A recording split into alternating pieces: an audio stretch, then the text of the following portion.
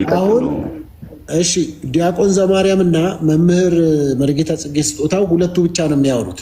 ስለዚህ በመሃል መርጌታ ጽጌ ስጦታው ልታግዙ የምትፈልጉ ሰዎች ማገዝ አትችሉ።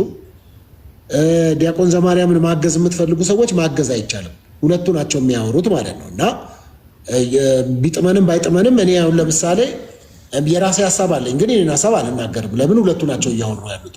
ስለዚህ ጣልቃ ለመግባት በገድላት ጉዳይ አንስተዋል መርጌታ ጽጌ ስጦታው ለምን ከኢትዮጵያ ኦርቶዶክስ ቤተክርስቲያን ወጡ የሚለውን የወንድማችን የተመስገን የጌታ ልጅን ጥያቄ እሳቸው ምን ብለው መለሱ? ከገድላት አንጻር የተጨመሩ ነገሮች ስላሉ ብለው ማብራሪያ ሰጥተዋል።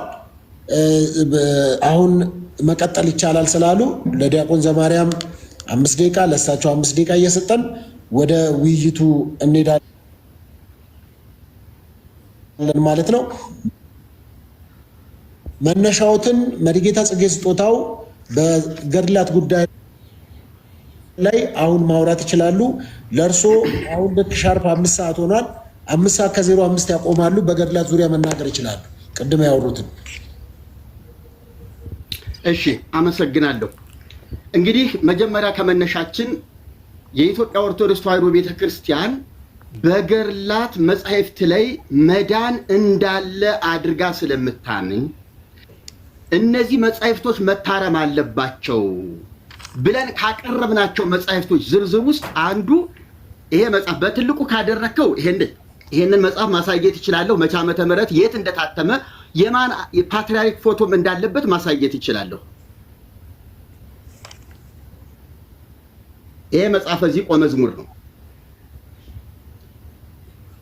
ይሄንን ጴንጤም አያውቀውም፣ ማንም ካቶሊክ አያውቀውም፣ ማንም አያውቀውም። እኛም ከቤተ ክርስቲያኒቱ የምንገዛው እንጂ እኛ ራሳችን ይሄን መጽሐፍ አላሳተምንም፣ ልናሳትምም አንችልም። የታተመበት ዓመተ ምህረት ላነበበውና አሳያችኋለሁ። ታህትመ ዝንቱ መጽሐፈ ዚቆ መዝሙር በሳልሳይ በሰለስቱ ዓመተ ፓትርያርክናሁ ለብፁዕ ቅዱስ አቡነ ጳውሎስ ፓትርያርክ ርዕሰ ሊቃነ ጳጳሳት ዘኢትዮጵያ አሳታሚ ትንሣኤ ዘጉባኤ ማሳተሚያ ድርጅት አዲስ አበባ 1987 ዓመተ ምህረት ይላል። የአቡነ ጳውሎስ ፎቶ እዚህ አለ።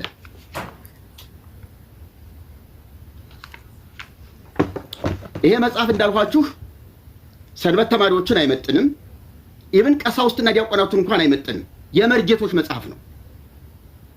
መርጌቶች በክብረ በዓል በንግስ በዓል የሚያዝየሙት ብቸኛ መጽሐፍ ነው። ይሄ መጽሐፍ ዚቅ ዘየካቲት ኪዳነ ምህረት 144 ገጽ ላይ እንዲህ የሚል ቃል አለው። አሳያችኋለሁ ካስፈለገ። ኑ ንስግድ ወንግነይ ላቲ ለመድኃኒትነ ለማርያም ድንግል ለዘገብረት ብርሃናተ አበይተ ባሕቲታ። ለድንግል ማርያም ብቻዋን ታላላቅ ብርሃናትን ለፈጠረች ለዘገብረት ብርሃናተ አበይተ ባሕቲታ፣ ብቻዋን ታላላቅ ብርሃናትን ለፈጠረች ለእመቤታችን ለድንግል ማርያም ኑ እንስገድላት ለእርሷም እንገዛ ይላል። በተመሳሳይ እዚሁ መጽሐፈ ዚቅ ላይ ዘመርቆሬዎስ የዚህ መጽሐፍ ወይም የዜማ መምህር ካለ ይግባ፣ አይክድም። የለም ካለኝ እኔ ሶፊ መድረክ ቅጠርና አዲስ አበባ የሆነ ቦታ ላይ እኔም ይሄን መጽሐፍ ይዤ ቀርባለሁ። የለም የሚለውን መጽሐፍ ደግሞ ያቅርቡና በሊቃውንት መካከል መነጋገር እንችላለን። እርግጠኛ ነኝ ቅዱስ መርቆሬዎስ ላይ ኑ ንዜኑ ዘመርቆሬዎስ ሂሩተ ትሕትና ወየዋሃተ ዘሰቀሎ ለሰማይ ከመቀመር ዘአሰርገዋ ለምድር በስነ ጽጌያት ተሰቅለ ዲበ ዕፅ በእንቲአነ። ኑ የመርቆሬዎስን ቸርነቱንና ምሕረቱን እንናገር። ሰማይን እንደ ዋልታ የሰቀለ ምድርን በአበቦች ያስጌጠ ለሰው ልጆች ቤዛ ሊሆን የተሰቀለ መርቆሬዎስ ይላል ይሄ መጽሐፍ። የለም የሚለኝ ካለ መጽሐፉን ሄዶ ማየትና እንደገና በቀጠሮ መገናኘት እንችላለን። እኔ ይሄንን እንደ ናሙና እንደ ማስረጃ አቀረብኩኝ።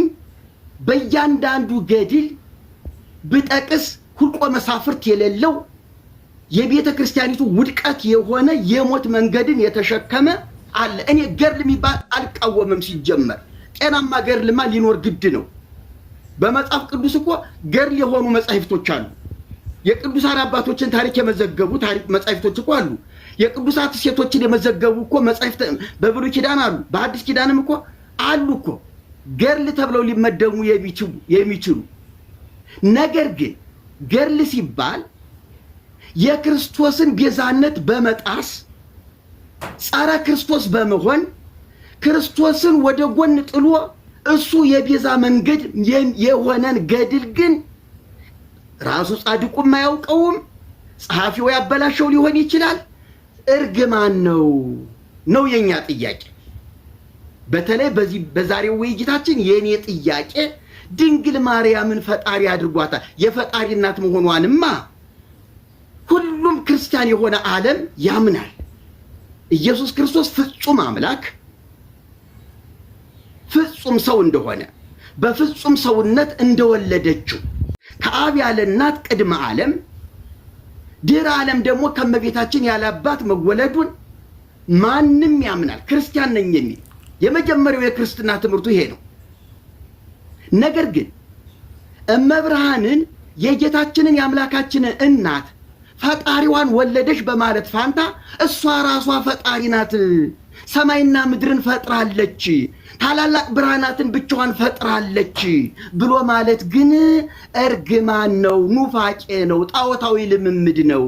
ድንግል ማርያምን ማክበር በዚህ መንገድ አይደለም። ብፁዕ ቅዱስ አቡነ ማትያስ ባለፈው ዝክረ ኒቅያ ስብሰባ ላይ እኮ አዋልድ መጻሕፍቶቻችን ላይ ችግር አለ፣ በሊቃውንት ጉባኤ ሳይታረሙ ማለት የለባቸውም ብለው ሰዓት ጨርሰዋል። ይቅርታ ዘማርያም መቀጠል ይችላል። ከ6 ሆኗል። ሰዓት የምታሳዩኝ ሰዎች እኔ ስለማይ ነው። ልክ ከ11 ሲጀምሩ እኔ ሰከንዶቹን ስለማያቸው ነው። እኔ ጋር ሰከንድ ስላለኝ ነው። ዘማርያም መቀጠል ይችላሉ። እሺ እግዚአብሔር ያክብርልኝ። የኔንም በትልቁ ታደርግልኝ ደስ ይለኛል። አሁን እሳቸው ከገለጹት ነገር ላይ ያነሳው ጊዜ ከምገድል መጽሐፍ ቅዱስ ማስረጃው እናቅርብ። መጀመሪያ መጽሐፈ ዚቅ ወበዘን የሚለው ለዘገብረት ብርሃናተ ባህቲታ የሚለው ለዘገብረት ማለት ሲጀመር የፈጠረች ማለት ነው። ሲጀመር ቤተክርስቲያናችን ኢየሱስ ክርስቶስን ፈጣሪ ትላለች እንጂ ድንግል ማርያምን ፈጣሪ አትልም ብላም አታውቅም። ይሄን መስታወቁ ዘመስቀል ላይ በግልጽ ቤተክርስቲያን ቃል በቃል ለእሉ ክሌቱ ፍጡራን በማለት እመቤታችንን ፍጡር መስቀልንም ፍጡር በማለት ትታወቃለች። እሳቸው በጣም ለማጮህ የሞከሩት የትኛውን ነው? ያው ገዛ አቅም ብለው ማህበረሰቡ ስለሚያውቁ ቅድም የተጠቀ ለዘገብረት ማለት ገብረ ለሴት ሲሆን ደግሞ ገብረት ሲባል ፈጠረች ማለት ነው። ማሳያዎችን እናቅርብ ከመጽሐፍ ቅዱስ ማለት ነው። ያው ከመጣሽ ማርያም ታምጣሽ ብለን ማለት ነው። ለምሳሌ በመጽሐፍ ቅዱስ ላይ ገብረ የሚለው ቃል ለእግዚአብሔር በመፍጠር አንቀጽ ይነገራል። ለምሳሌ ራእይ ዮሐንስ ምዕራፍ 14 ቁጥር 7 ላይ እንመልከት። እንደዚህ የሚል ቃል ማለት ነው። በታላቅ ድምፅም የፍርዱም ሰዓት ደርሷልና እግዚአብሔርን ፍሩ ክብርም ስጡት ካለ በኋላ ሰማይና ምድርን ባህርንም የውሃንም ምንጮች ለሰራው ስገዱለት። አሁን ለሰራው የሚለው ቃል በግዙም እንደሚለው እዚህ ጋር ብንቀይረው በግዙ ኑሪ ነገር ለዘገብረ ይላል። ለእግዚአብሔር ሲሆን ለሰራው ማለት ለፈጠረው ማለት ነው። ምንም ጥያቄ የለውም። እዚህ ጋር ሰማይና ምድር ለፈጠረው ለዘገብረ ይላል። ለዘገብረ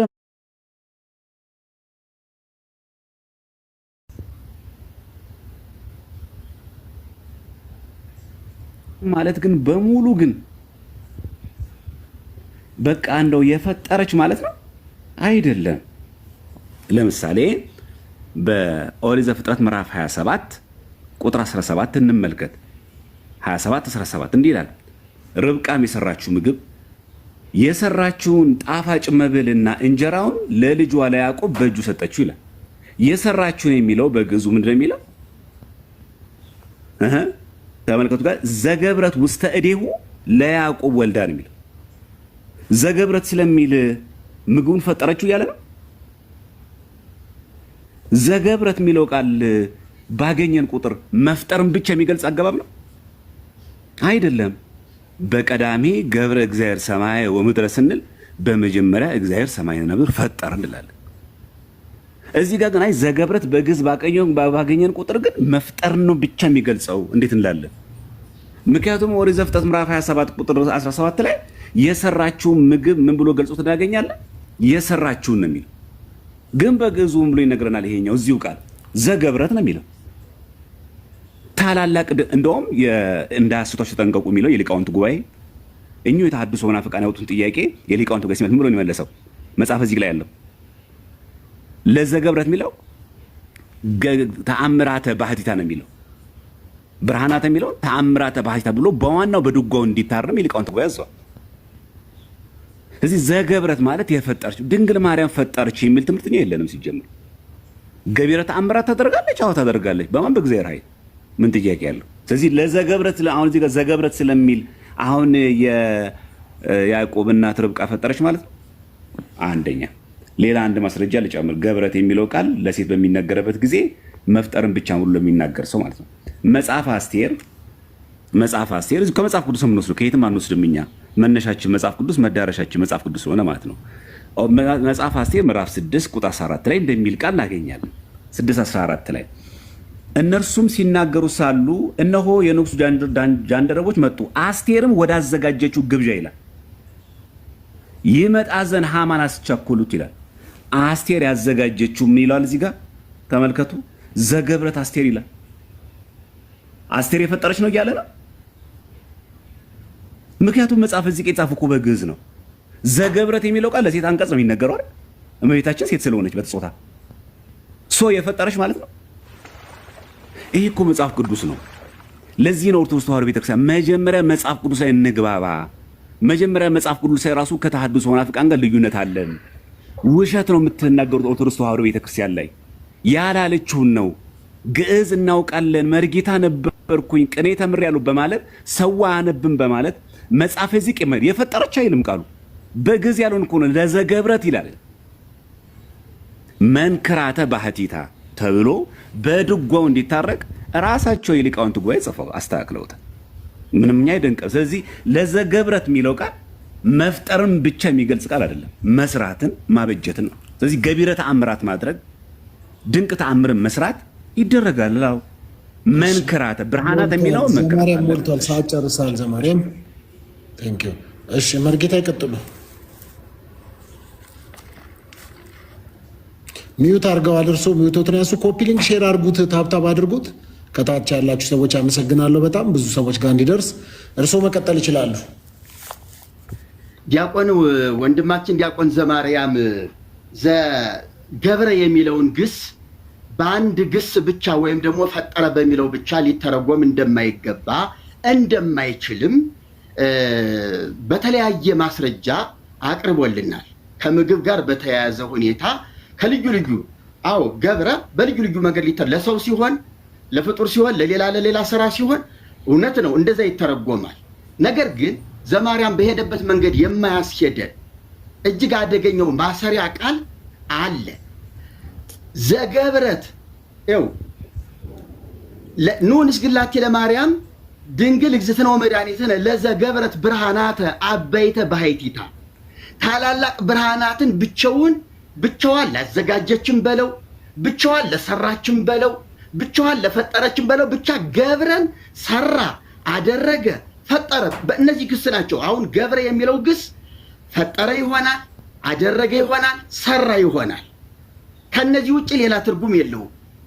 ስለዚህ ብቻዋን ታላላቅ ብርሃናትን ላደረገችን ብንለው፣ ብቻዋን ታላላቅ ብርሃናትን ለፈጠረችን ብንለው፣ ለሰራችን ብንለው ታላላቅ ብርሃናትን ብቻዋን ስለሚል ግን ፈጠረ ከሚለው ጋር የተያያዘ ነው። ምክንያቱም በቀዳሚ ገብረ እግዚአብሔር ሰማየ ወምድረ እግዚአብሔር በመጀመሪያ ሰማይና ምድርን ፈጠረ፣ ገብረ ብሎ ፈጠረ።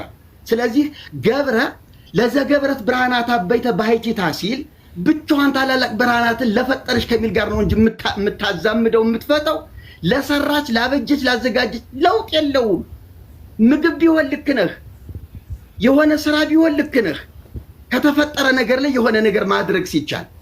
ነገር ግን ብቻዋን ለሰራች ካለ ብርሃናትን ካለ ዘገብረ ብርሃናት አበይተ ባሕቲቱ ብቻውን ታላላቅ ብርሃናትን የሰራ እግዚአብሔር ነው ብሎ መዝሙረኛው ዳዊት የዘመረለትን ብቻዋን ታላላቅ ደግሞ ድጓ ላይ ሊቃውንቱ አቃንቶ ድጓ ውስጥ የለም ይሄ ነገር። እንዴ እኔ እኮ የድጓ ተማሪ እኮ ነኝ።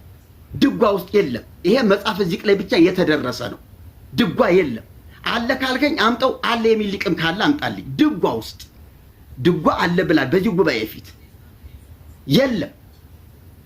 አብዛኛው የዚቅ ድርሰት ከየመልኩ ከየገርሉ ከሌላ ለምሳሌ የመርቆሪዎስ ዚቅ ላይ ቅድም ካነበብሁት ንዜኑ ዘመርቆሪዎስ ሩተትትና ወይ ውሃተ ዘሰቀሎ ለሰማይ ከመቀመር ዘአሰርገዋ ለምድር በስነ ጽጌያት የመርቆሪዎስን ምሕረቱንና ቸርነቱን ኑ እንናገር። ምድርን ሰማይን ያለ ዋልታ የሰቀለ ይሄ ለእግዚአብሔር ብቻ የሚነገር ነው። እንደገና ምድርን ደግሞ በአበቦች ያስጌጠ ይሄም ለፈጣሪ ብቻ ነው። ተሰቅለ ዲበ ዕፅ በእንተ ያለ ለእኛ ለሰው ልጆች በመስቀል ላይ ተሰቀለ። ይሄ ደግሞ የክርስቶስን ቤዛነት ነው የሚናገር። እንዴት ይኸው የዓርብ የስቅለቱን የአምላካችንን የስቅለቱን ዜማ ሊቃውንቱ እነዚህ መጽሐፍ ቅዱስ እውቀት የሌላቸው የዜማ ብቻ ሊቃውንት የሆኑ ይሄ ዜማ ይፈጥራሉ፣ ዜማ ይሰራሉ። ስለዚህ ንዜኑ ዘአምላክነ ሂሩተ የአምላካችን ምሕረቱንና ቸርነቱን እንናገር። ሰማይን ያለ ዋልታ የሰራ ምድርን በአበቦች ያስጌጠ ለሰው ልጆች ሲል በመስቀል የተሰቀለ ተብሎ ለአምላካችን የተነገረውን ንዜኑ ዘመርቆሪዎስ ሂሩተ ተብሎ ለመርቆሪዎስ ዘአምላክነ የሚለውን ለአምላካችን የሚለውን ለመርቆሪዎስ ሰጥተው የተናገሩት በመርቆሪዎስ የበዓል ቀን ላይ የስቅለት ላይ ደግሞ ለጌታችን ሰጥተው ይናገሩታል። ስለአንተ ገብረን ፈጠረ በሚል ብቻ አናስሄደውም። ሰራም ብትለው አደረገም ብትለው የው ነው። ሌላ ትርጉም ያመጣልህ። ታላላቅ ብርሃናትን ብቻዋን ለሰራች፣ ታላላቅ ብርሃናትን ብቻዋን ለፈጠረች፣ ታላላቅ ብርሃናትን ብቻዋን ላደረገች ምንም ለውጥ አያመጣም። የው ነው፣ አንድ ነው መልእክቱ። ስለዚህ ወንድሜ ስተት አለ፣ እውነት ነው። በዚህ ነገር ላይ ቤተክርስቲያናችንም አሁን አምናለች። የእርማት ሊቃውንት ተመድበዋል ነው እንጂ ማለት ያለብህ ቤተክርስቲያናችን እንዲህ አታምንም ልትልም አትችልም። እንዴ ተው እንጂ ህዝበ ሊቃውንት እኮ ይታዘባል። እንዴ የቤተክርስቲያኒቱ ሊቃውንት መምህራን እኮ አሉ የሚታዘቡህ። እንደዚህም አትልም። ስለዚህ እምቅድመ ሰማያት ወምድር አለወትኪ ከሰማይና ከምድር መፈጠር አስቀድሞ ነበርሽ። ተመልከት እንግዲህ እምቅድመ ሰማያት ወምድር አለወትኪ ከሰማይና ከምድር መፈጠር አስቀድሞ ነበርሽ። ፀሐይ ወወርኅ ቀደሙኪ ፀሐይና ጨረቃ ከዋክብት አልቀደሙሽም። የሰማይ መላእክተ ሰማይ ይትልአኩኪ የሰማይ መላእክትም ያገለግሉሽ ነበረ። በኦርቶዶክስ ቤተክርስቲያን ሌላው ታሪኳ የድንግል ማርያም የኢያቄምና የሐና ልጅ ናት። ጌታን ስትጸንስ የ15 ዓመት ወጣት ነበረች። ከቤተ መቅደስ ስትወጣ የ15 ዓመት ወጣት ሆና ነው የወጣችው። ጨርሰዋል። መርጌታ ሰዓት ጨርሰዋል። እሺ ዘማርያም መቀጠል ይችላሉ። እሺ እስቲ ውሸቱን ደግሞ ኒዮስቲ ኬት እንዳመጣው እንዳያስዋችሁ ተጠንቀቁ ይላሉ የሊቃውንት ጉባኤ። መናፍቁ ጌታቸው ገድል ወይስ ገደል ብሎ ላሳተሙ መጽሐፍ ይህን ስታይ መለሽ ሰጠው ማን ነው? የኢትዮጵያ ኦርቶዶክስ ተዋሕዶ ቤተክርስቲያን። አሁን የተናገርኩትና ሊቃውንት ይታዘቡ በኋላ ያሉኝን እስቲ ነግሩኛል። እሺ ይህ መጽሐፍ በብፁዕ ወቅዱስ አቡነ ጳውሎስ ፓትርያርክ ርዕሰ ሊቃነ ጳጳሳት ዘኢትዮጵያ ወጨጌ ዘመንበረ ተክለ ሃይማኖት በ11ኛው ዘመነ ሲመት በትንሣኤ ጉባኤ ማተሚያ ቤት ታተመ 1996 ዓ.ም አዲስ አበባ። እሺ ይኸው ንዑንስ ግን ንግነኝ ላቲ ንዑን ፈሰውነት ሐሴባቲ የሚለውን አነሱና እዚህ ላይ እንዲህ የሚል ቃል በትልቁ አድርገኛ እንዴ ለዘገብረት ብርሃናተ አበይተ ባሕቲታ ይላል። ለዚህ ምሮ መለሱ የሊቃውንት ጉባኤ በመሰረቱ ይላል መደበኛው ዚቅ አንተ አላየኸውም እንጂ ያ መናፍቁ ጌታቸው ለሱ መልስ ሰጠ ሊቃውንት ጉባኤ ማለት ነው። ይኸው ገጽ 27 ላይ ነው። ወይም እውነትን ለመናገር አልፈለክም እንጂ መደበኛው ዚቅ ለዘገብረት መንክራተ ይላል እንጂ ለዘገብረት ብርሃናተ አይልም። ይሄው ሊቃውንት ጉባኤ ከየትም አላመጣሁትም እኔ። የሊቃውንት ጉባኤ በደንብ አቋም ይሄ እኮ 1996 የተመለሰ ምላሽ ለ2018 ራሳቸው ይጠየቁን ያሉት ያረጀ ጥያቄ ያረጀ መልስ የቆየ እኮ ነው። አሁን እንደ አዲስ ነገር ልክ እንደ ሰበር ዜና እነሱ አንብበው ትልቅ የቤተክርስቲያን ጉድ እንዳወጡ አስመስሎ ያቀርቡታል። ፉል ኦፍ ፌክ ነው በቃ። ይሄ እኮ 1996 ምላሽ ነው። ምንድን ያለው መደበኛው ዚቅ ምንድን የሚለው ለዘገብረት ምን መንክራተ ገቢረ ተአምራትን ለምታደርግ ነው የሚለው እንጂ ይላል ለዘገብረት ብርሃናተ አይልም። ብርሃንን ለፈጠረች አይልም። ምን ነው ማያስኬድ? ይሄ መደበኛው ዚቅ እንደዛ አይልም። እሺ ይቀጥል። ከዛስ ለዘገብረት መንክራተ ሲልስ ተአምራት ለምታደርግ ያለውም ቅዱሳን በእግዚአብሔር ስም ብዙ ተአምራት ስለሚያደርጉ ነው። እመቤታችን ቅድስተ ቅዱሳን ስለሆነች ከሁሉ የበለጠ ተአምራት ብትሰራ አይበዛባትም። ይሄን ነው የሚናገረው። ምንድን ያጠፋሁት እኔ? ምኑ ሊቃውንት ቢታዘውኝ? የሊቃውንት ጉባኤ የመለሰው ምላሽ ማቅረቤ ነው የሚታዘውኝ? በቃ ይሄ ነው የኛ ቤተክርስቲያን ተመልሷል እኮ 1996 መለሰ መልስ እኮ የሚመልሱልን። እኔ ጋር የዜማ ሊቅ ይቅረብ። ምን ዜማ ያስፈልገው? ይኩ ንባብ ነው። ዜማ ላይ ተገለበጠ፣ ዜማ ተሰበረብን እኮ አይደለም። ንባቡ እንደዛ አይልም። ቤተክርስቲያን እንደዛ አታምንም። አሁን ያለው 2018 ላይ ነው። ይሄ ምላሽ የ1996 ዓመተ ምህረት ሉክ ተመልከቱ። 1996 አዲስ አበባ ነው። አሳታሚ ማን ነው? የሊቃውንት ጉባኤ። የሰፈር የአንድ ሀገረ ስብከት አንድ ሊቀ ጳጳስ የመለሰው ምላሽ አይደለም የሚለው። ለዚህም ነው አሁን እየተከራከርኳቸው ያለሁት። የሆነ የግል ፈጠራ የግል ንግግር ምናምን አይደለም፣ መንክራተ ነው የሚለው። መደበኛው እንዲህ ነው ማምነው ካለች ተዋሕዶ ቤተክርስቲያን እኛ እንዲህ ነው የምናምነው። ለምን ፈጥራለን? በቃ መደበኛው ዚቅ እንደዛ ይልም ካለች ቤተክርስቲያን በዚህ ነው የምታምነው። ስለዚህ የኛ እምነታችን ይሄ ነው። ብርሃንን የፈጠረች የሚል ትምህርት የለንም። ገቢረ ተአምራትን ግን ያደረገች ግን ይላል። ባሕቲታ እንኳን አላሉም እዚህ ጋር እኛ ሊቃውንት። ለዘገብረት ብርሃናተ አይልም ይላል። ምንድን ነው የሚለው? ለዘገብረት መንክራት ይላል እንጂ ገጽ 27 እንደዛ ነው የሚለው። የሊቃውንት ጉባኤ እንዳያስቷችሁ ተጠንቀቁ ተብሎ ምላሽ በመጽሐፍ መልክ ይሄ መጽሐፍ ከብር ቤት ላይ የምታዩት ስለተጻፈ አለቀ። በዚህ ጉዳይ ዘጋም ማለት ነው። የመርቆሬዎስን መልስ። የመርቆሬዎስም ልክ በተመሳሳይ ሁኔታ መርቆሬዎስ ገቢረ ተአምራትን ያደረገ መሆኑን በተለይ ደግሞ ጥቅምት 25 በሰማዕትነት ያረፈበት ስለሆነ ያረፈበት ዕለት ደግሞ ዕለተ ዓርብም ስለሆነች ከጌታችን ጋር አብሮ ተያይዞ የተነገረ ነው። እንኳን ይሄ ቀርቶ ከዋክብት ፀሐዮቹን ማስገዛት እግዚአብሔር ክርስቶስ ፈጣሪ ስለሆነ አዎ እነ ኢያሱ ደግሞ ፀሐይ በገባውን ሰማይ አቁመዋል። ኢያሱ ፈጣሪ ሆኖ አይደለም። በኤሎም ሸለቆ ጨረቃ እንዳይንቀሳቀስ አድርጓል። ምንም አይደንቅም። ይሄ ፍጥሯን እኮ ነው የሚሰሩት። የፈጣሪ ሞት ተክተው አይደለም፣ በፈጣሪ ኃይልና በፈጣሪ ስልጣን መሆኑን የሚያሳየው። እሺ ሞልቷል። ስለዚህ ጨርሰዋል። እሺ ይቀጥሉ መርጌታ። አመሰግናለሁ። መደበኛ ዚቅና ኢ መደበኛ የሚባል ዚቅ ስለሌለ እሱንን ሐሳብ አልቀበለውም። አንደኛ ቤተክርስቲያን አሁን እኔ ቅድም ያሳየኋቸው ይሄ መጽሐፈ ዚቅ 1987 ዓመተ ምህረት እሱ መጽሐፍ ከመጽሐፉ በፊት የነበረና አገልግሎት እየሰጠ አሁንም እንኳን ያልታረመ ቤተክርስቲያኒቱ ራሷ በሊቃውንት ጉባኤ ተመርምሮ በሲኖዶስ ተፈቅዶ በራሷ ቤተክርስቲያን ማተሚያ ቤት የታተመ መጽሐፈ ዚቅ ነው። ደግሞ እኔ እየነገርኩ ያለሁት ይህ መደበኛ የሚባል ዚቅ ደግሞ የለም። ሁለት አይነት ዚቅ የላትም። ሊቃውንት ጉባኤው በወቅቱ ተርበትብቶ መልስ ስጡ ተብሎ ተጨንቆ ስለነበረ መላምት ፈጥሮ ነው። እኔ ይሄን መጽሐፍ አሳያለሁ ደግሞ ምን ገመና እንዳለ። ስለዚህ 1987 ዓመተ ምህረት እሱ 96 ዓመተ ምህረት ነው መልስ የተሰጠበት ታቀቡኬ። ይሄኛው ደግሞ እሱ ከመጽሐፉ በፊት ዋና አገልግሎት እየሰጠ የነበረ መጽሐፍ ነው። አሁንም ነው እያልኩ ያለሁት። አሁንም አልታረመም። እንዲያውም እሱ መጽሐፍ ላይ ማተሚያ ቤቱ እንዲያስተካክል ተጽፎለታል የሚልም አለ። እንዲያው ሁሉን ማንበብ ስለማንችል ነው እንጂ ማተሚያ ቤቱ ይሄን ነገር እንዲያስተካክለው ትእዛዝ ተላልፏል የሚል ቃል አለ። ስህተቱን አምኗል ማለት ነው እንጂ ዘገብረት ብርሃናተ ታምራተ እንደዚህ የሚል ውሸት። አንተ እሱን አስቀምጥና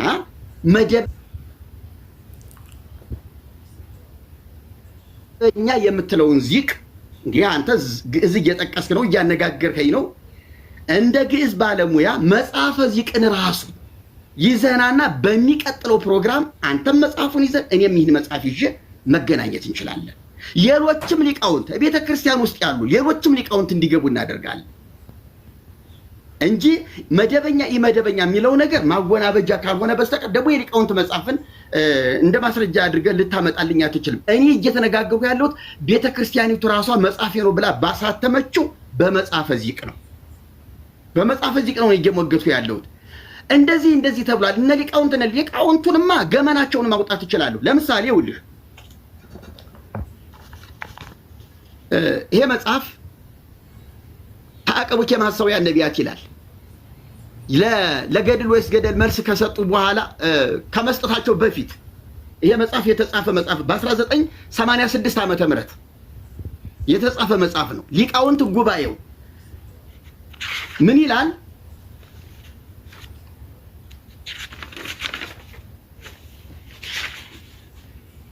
ከሐሰተኞች መምህራን ተጠበቁ ይልና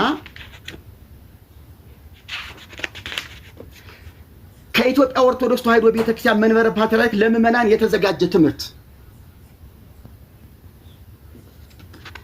የብፁዕ ቅዱስ አቡነ ጳውሎስ ፎቶ አለ። በሳቸው ጊዜ የታተመ ስለመሆኑ ይሄ ተአቀቡኬ እንግዲህ ገመና እንድትሰሙልኝ ነው የምፈልገው። ድንግል ማርያምን ማን እንዳሏት ለመናፍቃን መልስ ለመስጠት ምን ያህል ጥንቃቄ እንደሚያስፈልግ ይሄ ጉባኤ ይፍረድ። እንዲሁ ዝም ብሎ አፍ እንዳመጣ መናገር አይቻልም።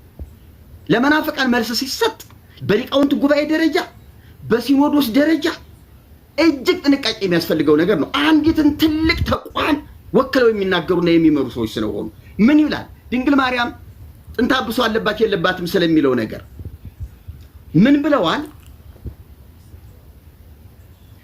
ድንግል ማርያም ስለዚህ ካንቺ የሚወለደው ቅዱስ ነው፣ የልዑል እግዚአብሔር ልጅ ይባላል፣ ለእግዚአብሔር የሚሳነው ነገር የለምና አላት። እሷም የእግዚአብሔር ባሪያው አለሁ እንደ ቃል ይሁንልኝ አለችው። በዚህ ጊዜ ዋሕድ ቃል እግዚአብሔር በማኅፀኗ አደረ፣ ከስጋዋ ስጋ ከነፍሷ ነፍስ ነስቶ ሰው ሆነ። መጻሕፍት የሚያስተምሩት ይሄን ነው አሉ። ከዚያስ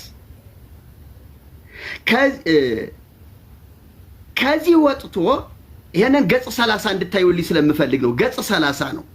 አንድ ጊዜ ብቻ ታትሞ የቀረ መጽሐፍ ነው። ገጽ 30 ከዚህ ወጥቶ ጥንተ አብሶ ነበረባት ወይም አለባት፣ የነጻችው ከብስራት በኋላ ነው። እሷ ሰው ናት፣ ከሰማይ አልወረደችም። እግዚኦ ልብ በሉ። ከዚህ ወጥቶ ጥንተ አብሶ ነበረባት ወይም አለባት፣ የነጻች ከብስራት በኋላ ነው። እሷ ሰው ናት፣ ከሰማይ አልወረደችም እያሉ መናገር ከዚያም አልፎ መጻፍ መሳሳት ብቻ ሳይሆን በደል፣ ድፍረት፣ ክህደት የማይሰራ ኃጢአትም ነው ብለዋል ሊቃውንቱ ተብዬዎቹ። ይሄን መጽሐፍ የጻፉት ሊቃውንት ናቸው ብለህ የኮራባቸው ሊቃውንት ምን ያህል ቤተክርስቲያኒቱን እንደገደሏት ይልኝ። ድንግል ማርያም ከሰማይ የወረደች ናት፣ ሰው አይደለችም። ከሰማይ አልወረደችም ብሎ የሚያምን እርሷ ሰው ናት ብሎ የሚያምን ድፍረት ነው፣ ክህደት ነው፣ የማይሰራ ኃጢአት ነው ያሉት። ይሄውላችሁ ጨርሰዋል። መሪጌታ ሰዓት ጨርሰዋል። ዘማርያም ይቀጥሉ። እሺ፣ ግን ሶፊ በተቻለ መጠን ርዕስ ብናስጠብቅ ጥሩ ነው። አሁን ምክንያቱም እኔ እሳቸው ለጠየቁት ጥያቄ ነው ምላሽ የሰጠው፣ አዲስ መልስ አልመለስኩም። እሳቸው ያነሱት መጽሐፈ ዚቅ ነው። የእመቤታችን ፈጣሪ ናት ይላል ወይስ አይልም? ኔክስት ደግሞ መርቆሬዎስን አነሱ። አሁን የት ገቡ? ድንግል ማርያም ጥንተ አብሶ አለባት የለበት ነው፣ ወደዛ ገቡ ማለት ነው። መጀመሪያ ይሄን ድረስ መጀመሪያ ገድለ ነው እንሂድ። በመጽሐፈ ዚቅ ላይ የተጻፈው ነገር ድንግል ማርያም ፈጣሪ ናት ብላ ቤተክርስቲያን ታምናለች ወይ? አታምንም። መጽሐፈ ዚቁ እንዴት ይተረጎማል? የሊቃውንት ጉባኤ መጽሐፍ ነው ያቀረብኩት። እንዴ የሊቃውንት ጉባኤ እኮ ክህደት ቢገኝ ኑፋቄ መጽሐፍቶች ወደ ቤተክርስቲያናችን ቢገቡ አጥርቶ ለይቶ ከፈተሸ በኋላ በቅዱስ ሲኖዶስ አጽድቆ ነው የሚያቀርበው አይደል? ለህዝቡ ያቀርበው እሱ ነው። የመጨረሻ አውቶሪቲ ያለ ሊቃውንት ጉባኤ ነው። የሆነ ሰፈር ወይ የሆነ መንደር ያለ ማህበር ወይ ደግሞ ግለሰብ አይደለም ይሄን ያሳተመው። ስለዚህ መጀመሪያ ርዕሱን እያደማ መሄድ አለብን። አሁን ምንድነው ይሄን እየዘለሉ እዛ ጋር እየዘለልን ከሄን ምኑን ነው የምንወያየው ታዲያ? ስለዚህ ለዘገብረት ብርሃና ተብሎ ለተናገሩት ለዘገብረት የሚናገረው ቃሉ መንክራተ ነው የሚለው ብዬ የሊቃውንት ጉባኤ ምላሽ አቅርብ ያለው አለቀ። ይሄ ሊቃውንት ጉባኤ እኛ መቀበል የለብንም። ማን ነው ታዲያ ምን የምንሰማው ታዲያ እንዴ? የሊቃውንት ጉባኤን ካልሰማን እንስማኛ? እርስዎ ነው መስማት ያለብን። ስለዚህ ይሄ ራሱ ትክክለኛ ያልሆነ ንግግር። ሁለተኛ ርዕሰ ጉዳያችን ድንግል ማርያም ጥንተ አብሶ አለባት የለባትም እንኳን ወደዛ የምንገባ ችግር የለውም። እሱ መጽሐፍ ማየት እንችላለን፣ ቀላል ስለሆነ ማለት ነው። ሌላ ተጨማሪ ነገር ዝም ብሎ እየጨመርን ከምናወራ ርዕሱ ማድማት መጀመሪያ መጽሐፍ እዚህ ላይ በጣም ፎክረው ስለገቡበት እዚህ ጋርም ስለመጣን አምጣ ስላሉኝ ሊቃውንት ይታዘቡሃል ስላሉኝ ይሄው የሊቃውንት ጉባኤ ያሳተሙማ ይሄው ነው። በነገራችን ላይ ቅድም ያሳየሁት ገጽ 27 ነው። ገጽ 26 ነው። መርቆሬዎስን ተመልከቱ።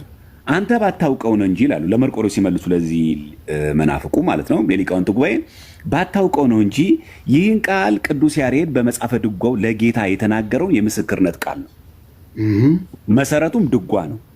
በመሰረቱ ለመርቆሬዎስ ተሰጥቶ የተነገረው ቃል ቀደም ብሎ በታተመው በመደበኛው ዚቅ አይገኝም። ነገር ግን ግለሰቦች ከጊዜ በኋላ ድጓን ወደ ዚቅ ሲለውጡ ያስገቡት እንጂ መደበኛ ዘር አይደለም። ይኸው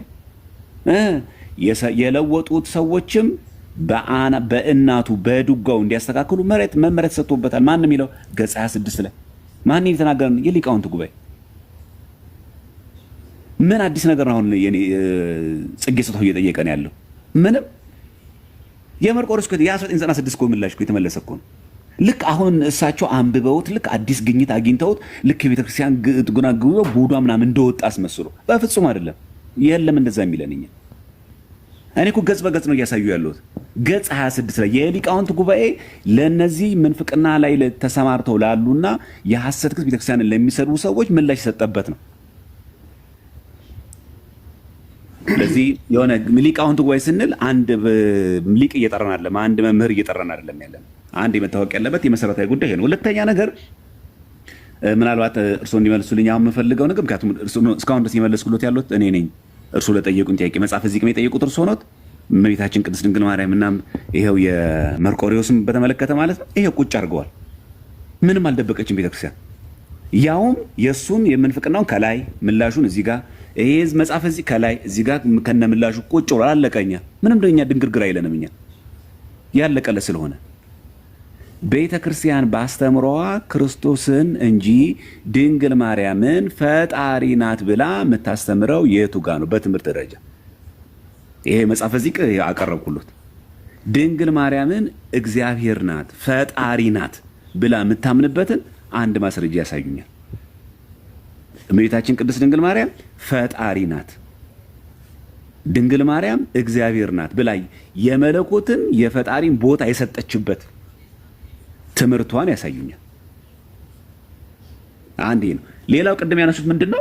አሁን ይሄ እንዳያሳሱ ጠንቀቁ የሚለውን መጽሐፍ ገጽ 30 የሚለውን አነሱትና ሶፊ ሰምተኛል። ቅድም ያልኩትን ግን ርዕስ አጠባበቅ ላይ ወይስ ስለተነሳ ማለት ነው? እሺ በቃ እያደማን እንሂድ ለማለት ፈልጌ ነው። ምክንያቱም እስካሁን ድረስ እየመለስኩ ያለሁት እሳቸው የጠየቁትን በቀጥታ ነው እየመለስኩ ያለሁት። እሳቸውም እኔ የምፈልገውን በቀጥታ እንዲመልሱልኝ ነው። ቤተ ክርስቲያን በትምህርቷ እመቤታችን ቅድስት ድንግል ማርያምን ፈጣሪ ናት ብላ የምታስተምርበትን የትምህርቷን ነገረ ማርያም ትምህርቷን አንድ ማስረጃ ያሳዩናል። እሺ ሞልቷል። ሰዓት መርጌታ ይቀጥሉ።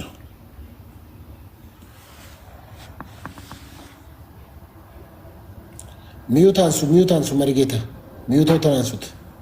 ሚዩት ኖት። የቤተ ክርስቲያን ትምህርት ነው። መጽሐፈ ዚቅ ማለት የቆሎ ተማሪ ከእናት ከአባቱ ቤት ወጥቶ ድርቆሽ እየለመነ እየበላ መከራውን ላቡን ጠብ አድርጎ ተምሮ የምስክር ወረቀት ተቀብሎ የሚመጣበት ነው። በትምህርት ደረጃ ያልከው ዝም ብሎ የጸሎት መጽሐፍ አይደለም። መጽሐፈ ዚቅ ማለት የማህሌት መጽሐፍ ነው። በኢትዮጵያ ኦርቶዶክስ ተዋሕዶ ቤተክርስቲያን በተዘረጋችበት በመላው ዓለም መጽሐፈ ዚቅ የሌለበት ቤተክርስቲያን የለም። እጅግ አስፈላጊ ስለሆነ ማህሌታይ ስለሆነ ስለዚህ ከትምህርት ውጪ ዝም ብሎ ተስፋ ገብረስላሴ ያሳተመው ወይም ደግሞ እንትና ያሳተመው የተባለ መጽሐፍ አይደለም። ቤተክርስቲያኒቱ በግሏ በራሷ የዜማ መጽሐፌ ነው ብላ በራሷ ማተሚያ ቤት ያሳተመችው መጽሐፍ ነው። ይሄንን የቤተክርስቲያኒቱ አስተምሮ አይደለም ካልከኝ መጽሐፉን እየፈራኸው ስለሆነ ምንም ልረዳህ አልችልም። ቤተክርስቲያኒቱ ይኸውልህ አንተ የሊቃውንት ጉባኤው በመደበኛው በድጓው ለእግዚአብሔር የነበረውን ለጌታችን የነበረውን ለመርቆሬዎስ ይሄ አይደል እንደኛ ጥያቄ ተበክሏል። ቤተክርስቲያኒቱ ብክለት ገብቶባታል፣ ውድቀት ገብቶባታል፣ የፈጣሪ ለፍጡር ሆኖባታል። ይሄ እኮ ነው የኛ ጥያቄ። አሁን እኮ ሊቃውንት ጉባኤ ተብየው እኮ ሶፊ ጥያቄ ስላቀረብኩኝ መልሴን እየተመለሰልኝ አይደለም። እንደዛ ታደርግልኝ አንተ እየመለስኩልህ ነው። አሁን ለምሳሌ ቆይ እየመለስኩልህ ነው። ሶፊ ለሱ አይደለም ለእርሱ አይደለም ማናገር አይደለም። ጊዜን ልጠቀም፣ ጊዜን አታባክንብኝ፣ ጊዜን አታባክንብኝ። ፖዝ አድርግላቸው። ሰዓታቸውን ችግር የለም ግን ምን መሰለህ አካሄድ። አሁን አንተ ምንድን ነው ዘማርያም አልተመለሰልኝም እያልክ ያለኸው? ያልተመለሰልኝ ምን መሰለህ፣ አሁን ለምሳሌ እሳቸው መጽሐፈ ዚቅን አንስተዋል የጠቀሱልኝ ያነሱልኝ እሱን ነው አይደለም። ይሄን ቤተክርስቲያን እንዴት ስላለች ከዛ ምን አልኩኝ፣ የሊቃውንት ጉባኤ በቀጥታ ጥያቄውን በተመለከተ የመለሱትን ሁለቱንም የመርቆሬዎስንም የቤታችንም አሳይቻለሁ። ልክ እኔም እንደዚህ እሳቸው የጠይቁኝ በመጽሐፍ እንዳሳየው እሳቸውን በመጽሐፍ ይሄን በዚህ ምላሽ እንደዚህ ከተመለሰ እሳቸው መጽሐፍ ቤተክርስቲያን በትምህርቷ ክርስቶስን ሳይሆን ድንግል ማርያምን ፈጣሪ ናት ብላ የምታስተምርበትን አንድ ማስረጃ ከመጽሐፉ ገልጦ ያሳዩኝ ነው እያልኩ በቀጥታ መጽሐፍ ገልጦ ያሳዩኝ። እኔ ማብራሪያቸውን አልፈልግም። ልክ እንደኔ ቪዲዮን ያዞሩትና ከመጽሐፍ ጠቅሰው ያሳዩኝ። ስለዚህ ከዚሁ አንተ የፈለግከው አሁን ከመጽሐፈ ዚቅ ላይ ቤተክርስቲያኗ ድንግል ማርያም ፈጣሪ ናት ብላ ያስተማረችበትን ወይም ማስረጃዎቿን ከምታስተምርባቸው መጽሐፍቶቹ ከአንዱ ከፍተው ያሳዩኝ ነው። ከየትኛውም መጽሐፍ ከመጽሐፈ ዚቅ ብቻ ነው፣ ከየትኛውም ቤተክርስቲያን መጽሐፍ ብቻ ግን ቤተክርስቲያን ከየትኛውም መጽሐፍ ኮራ ብለው ፈታ ብለው ቪዲዮን ወደ ያዙሩትና ገልጠው ይሄው ፈጣሪ ናት ብላችሁ የምትሰብኩበት ትምህርታችሁ ይሄ ነው በሉ። በጣም ጥሩ። ስለዚህ እንደዚህ እናደርግ። መርጌታ ጽጌ ስጦታው አሁን እሱ ጥያቄዎት እርስዎ ያነሱት መከራከሪያ የኢትዮጵያ ኦርቶዶክስ ቤተክርስቲያን ቅድስት ድንግል ማርያምን ፈጣሪ ናት ብለው ነው የሚያምኑት ብለዋል። ያነሱት በሐሰት ነው እየከሰሱን ያሉት። እውነት ነው ብለው የሚናገሩ ከሆነ ከየትኛውም የቤተ ክርስቲያኗ መጽሐፍት መካከል ጠቅሰው ቦታውን ከፍተው ያሳዩንና ይሞግቱን እያሉ ነው። እርስዎ መቀጠል ይችላሉ። ሰዓት እንደገና ነው የሚይዝሎት። እሺ ከቤተ ክርስቲያኒቱ ትምህርት አሁን አልተመለሰልኝም ብሎ ጣልቃ ገብቶ እንዲያቆመኝ እንዲበጠብጠኝ አልፈልግም። ምንም ልበል ምንም የኔ ጊዜ ነው፣ የኔ ድርሻ ነው። ካልተግባባን አልተግባባንም ብለን እናልፈዋለን። አልተመለሰልኝም ብሎ ይለፈው። እኔ መልስ ያልኩትን ግን አቀርባለሁ። በቤተ ክርስቲያኒቱ አስተምህሮ ድንግል ማርያም ፈጣሪ ናት ይላል።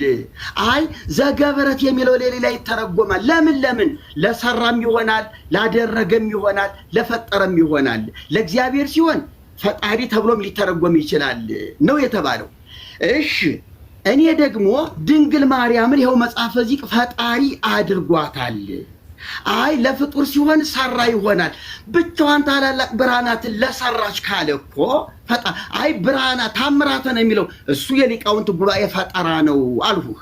ሊቃውንት ጉባኤው በመደበኛው እንዲህ አይልም ያለው ይኸው ከሊቃውንት ጉባኤ በፊት የነበረው መጽሐፈ ዚቅ ነው እኔ በእጄ ያለው። መደበኛ የምትለው አንተ ከኔ እጄ ያለው ነው። ሊቃውንት ጉባኤ ሌላ መጽሐፈ ዚቅ የለውም እያልሁህ ነው። ድንግል ማርያም ፈጣሪ ናት። በቃ ታላላቅ ብርሃናትን ብቻዋን ለሰራች፣ ታላላቅ ብርሃናትን ብቻዋን ላደረገች፣ ታላላቅ ብርሃናትን ብቻዋን ለፈጠረች ለድንግል ማርያም እንስገድላት፣ ለእርሷም እንገዛ ብሎ ፍጡርን እናምልክ፣ ለእሱ እንስገድ እያለ ነው። ሌላ ምንም ተልኮ የለው። የመርቆሬዎስን ብለህ መልስ የሰጠው ከድጓው ለጌታ የነበረው ለፍጡር ተሰጥቶ ነው። ማን ነው የፈጣሪን ለፍጡር ቆርሶ መስጠት? ከየት መጣ? ይሄ ሙፋጭ አይደል እንዴ? ይሄ ክደት በደል አይደለም እንዴ? ለምንድን ነው ሊቃውንት ጉባኤው ይሄ ስህተት ነው ብሎ ያላመነበት? እንደ ተራ ነገር ለምን አንሻፎት ያልፋል? አሁንም ቢሆን እንኳን መሽታረመ ዚቁ አሁን ሁሉ አለ አይደለ? ይሄ ችግር እንዲህ ተላልፏል ተባለ እንጂ ለሽንገላ አለ አይደል? ዚቁ ከፈለክ ነገ እኔ እናንተ 4 ኪሎ እንገናኝና ቅድስት ማርያም ከፈለከው ሱቅ ገብተን ለምን መጽሐፈ ዚህ ቀና ነው የኢትዮጵያ ኦርቶዶክስ ተዋሕዶ ቤተክርስቲያን ሱቅ አላት አይደል? ለምን እዚያ እናየው? ታረመ የምትለውን ድሮው የለም ከምትለው የድሮው የሌለውን ዚቅ እስቲ ያምጣልኝ እንገናኝና እስቲ እንተያይ። እንዴ ለምን ድብብቆሽ ቲክቶክ ላይ ለምን ድብብቆሽ እንጫው? እኔ እኮ ወደ ሜዳ እንውጣ ከቲክቶክ እንውጣና መስክ ላይ እንገናኝ እያልኩ ነው ያለሁት። እኔ እኮ የምፈራም የምሸማቀቅ ሰው አይደለሁም። ችግር የለብኝም። እኔ እውነታው ይሄ ነው። ድንግል ማርያም የኢያቄምና የሐና ልጅ ናት። ጌታ ስትጸንስ የ15 ዓመት ዕድሜ የነበራት ወጣት ናት ተብላ እያለ ዓለም ሳይፈጠር ከሰማይና ከምድር መፈጠር አስቀድሞ አንቺ ነበርሽ ብሎ ልክ በአካል እንደነበረች በሐሳብ ነው እንዳትለኝ መላእክት ሁሉ ያገለግሏት ነበረ ተብሎ ደግሞ መላእክትም ሲያገለግሏት እንደነበረ ተደርጎ በአካል ያለች መሆኗን ነው የሚያሳየው። በህሊና አምላክ ለነበረች መቼም መላእክት አመሰግኗት ልትለኝ አትችልም። ከሰማይና ከምድር መፈጠር አስቀድሞ አንቺ ነበርሽ፣ የሰማይ መላእክት ያገለግሉሽ ነበር ማለት ምን ማለት ነው? የፈጣሪን ቦታ መስጠት አይደለም እንዴ? ስለዚህ ወንድሜ ድንግል ማርያም አዋልድ መጻሕፍት እንደው ዋና እናትና መከራከሪያ ነጥባችን አድርገን ስላነሳናት ነው እንጂ ብዙ ሌላም ነገር አለ። እርሱ አልተጠበቀልኝም ስለምትለኝ ድንግል ማርያም ላይ ብቻ ባለው ብንወያይ በቂ ነው ለኔ። ስለዚህ ድንግል ማርያም እዚህ ላይ ፈጣሪ ናት። ምንም ወዲያ ወዲህ ልትለው አትችልም። እኔ ይኸውልህ አንተና እኔን የሚዳኘን የሚታዘበን ማዕት ህዝብ አለ እዚህ ታች። እንዴ እኔ ልንገርህ፣ እኔ ቤተክርስቲያኔ ለማዋረድም ለማሳፈርም የምናገር ሰው አይደለሁም። ለቤተክርስቲያኔ ክብር አሁንም ቢሆን ነውራችን ይወገድ፣ ገመናችን ይውጣ፣ ይገልበጥ፣ ይጥፋ፣ በእውነተኛው ኦርቶዶክሳዊነት እንቁም ነው የኔ አቋም እንጂ እኔ ስተትን አድበስብሶ ንጽሕት ናት ቅድስት ናት ምናምን በሚል መፈክር አይደለም እኔ። ስለዚህ ይሄው መጽሐፉ ያኔ ድሮም የተባለው አሁንም ያለው መጽሐፈ ዚቅ ይኸው ነው። ምንም ወደፊት ወደ ኋላ የሚባል ሊቃውንት ጉባኤው መጽሐፍ ይዘህ ጨርሰዋል። ሰዓት ጨርሰዋል። እሺ ዘማርያም ይቀጥሉ ይችላሉ። እንዳያችሁት ነው እንግዲህ ክርስቲያኖች ምንም ምላሽ የለም። እንደምታዩት ነው ምንም ነገር የለም። በቃ የምታዩት ምንድነው ምላሹ? ደጋግሞ ያንን ነገር ትችት፣ ነቀፌታ፣ እንገናኝ 4 ኪሎ ምናምን እና ቤተ መንግስት አለማለቱትም ጥሩ ነው። እንደውም እኔው እስቲ መልሱን እዚህ ጋር ነው። ምንድነው ያሉት? ቤተ ክርስቲያን ናት ተሳስታ መርቆሪዎስን አምላክ አድርጋ ከዛ ስተት ነው ብላ የተናገረችው አይደለም። እንደዛም ይችላል። እኔዋ ምን ይላል እዚህ ጋር? በመሰረቱ ነው የሚለው አይደል? ለመርቆሪዎስ ተሰጥቶ የተነገረው ቃል ቀደምስ ብሎ በታተመው በመደበኛ እዚህ ቃል አይገኝም ካለ በኋላ እኔ ጨምሬ ነው ያለችው። ተሳስቼ ነበር ነው ያለችው ቤተክርስቲያን አላለችም እኮ። ነገር ግን ግለሰቦች ከጊዜ በኋላ ድጓን ወደ ዚቅ ሲለውጡ ያስገቡት እንጂ መደበኛ ዘር አይደለም። ግለሰቦች ናቸው። በግለሰብ ደግሞ ይታተማል። እናውቀዋለን እንደሚታተም። ባለፈው አይተናል ገድለ ዮሐንስ መጥምቅ እንደታተመ በግለሰብ ደረጃ። የሊቃውንቱ ተሳስቼ ነበር ነው ያለው። ግለሰቦች ነው ያደረጉት። ምን መደበኛው ዚቅ መጀመሪያ ግን እንደዚህ የለንም እኛ እንደዚህ ያናምን። የማን ነበር የሚናገረው? ቅዱስ ያሬድ ለማን የተነገረው? ድጓው ለጌታ የተናገረው የምስክርነት ቃል ነው መሰረቱ። ይሄ ሊቃውንት ጉባኤ ገጽ 26 ላይ ይሄ የዘማርያም የግል ምላሽ አይደለም። ይሄ ዛሬ እርሶ ሲጠይቁ ዛሬ አሳትመን ያመጣነው መጽሐፍ አይደለም። 1996 በኢህአዴግ ጊዜ የነበረ ነው የተመለሰ ምላሽ ነው። ይሄ መጀመሪያ ማወቅ አለብን። እሺ እዚህ ጋር ደግሞ ማስረጃ ላቅሳችሁ ማቅረብ ሳልቻሉ ይላቀር መስተበቁ ዘግዝትነ ማርያም ተመልከቱ። እዚህ ጋር መስተበቁ ዘግዝትነ ማርያም ተመልከቱ። ምን የሚል ቃል አለ? እመቤታችን ላይ ተአምር ያደርጋል እግዚአብሔር አምላክ። ምን ይላል? ከመትረሴን ድልዋነ ለሰሚዓ ተአምሪሃ ለማርያም በአእዳዊሃ ዘከሰትከ። ምን አድርገን? በማን? በእሷ እጆች አንተ ተአምራትን ለገለጥክ። ስለዚህ ተአምረ ማርያም ላይ ማለት እመቤታችን ቅድስት ድንግል ማርያም ያለ እግዚአብሔር የሰራችው ተአምር ማለት ሳይሆን እግዚአብሔር እራሱ በእጇ በድንግል ማርያም ተአምር የሰራበት ነው። ልክ እግዚአብሔር አምላክ በጳውሎስ እጅ የሚያስገርም ተአምር ያደርግ ነበር እንደሚል ይሄ ቃል በቃል ነው የሚለው። ይሄ ማስተዋወቁ ዘግዝትነ ማርያም ሳራ ስንቆም ነው። ከዛ ጸልዩ በእንተ ወንጌል ቅዱስ ይላል። ተአምሪሃ ለማርያም የእመቤታችን ተአምር ማን በአእዳውያ ዘከሰትክ አንተን የገለጥከው በእሷ እጆች የገለጥከው ተአምሩን አንተ ነህ። የተአምሩ ባለቤት አንተ ነህ። ኦርቶዶክስ የምትለውማ ይሄንን ነው።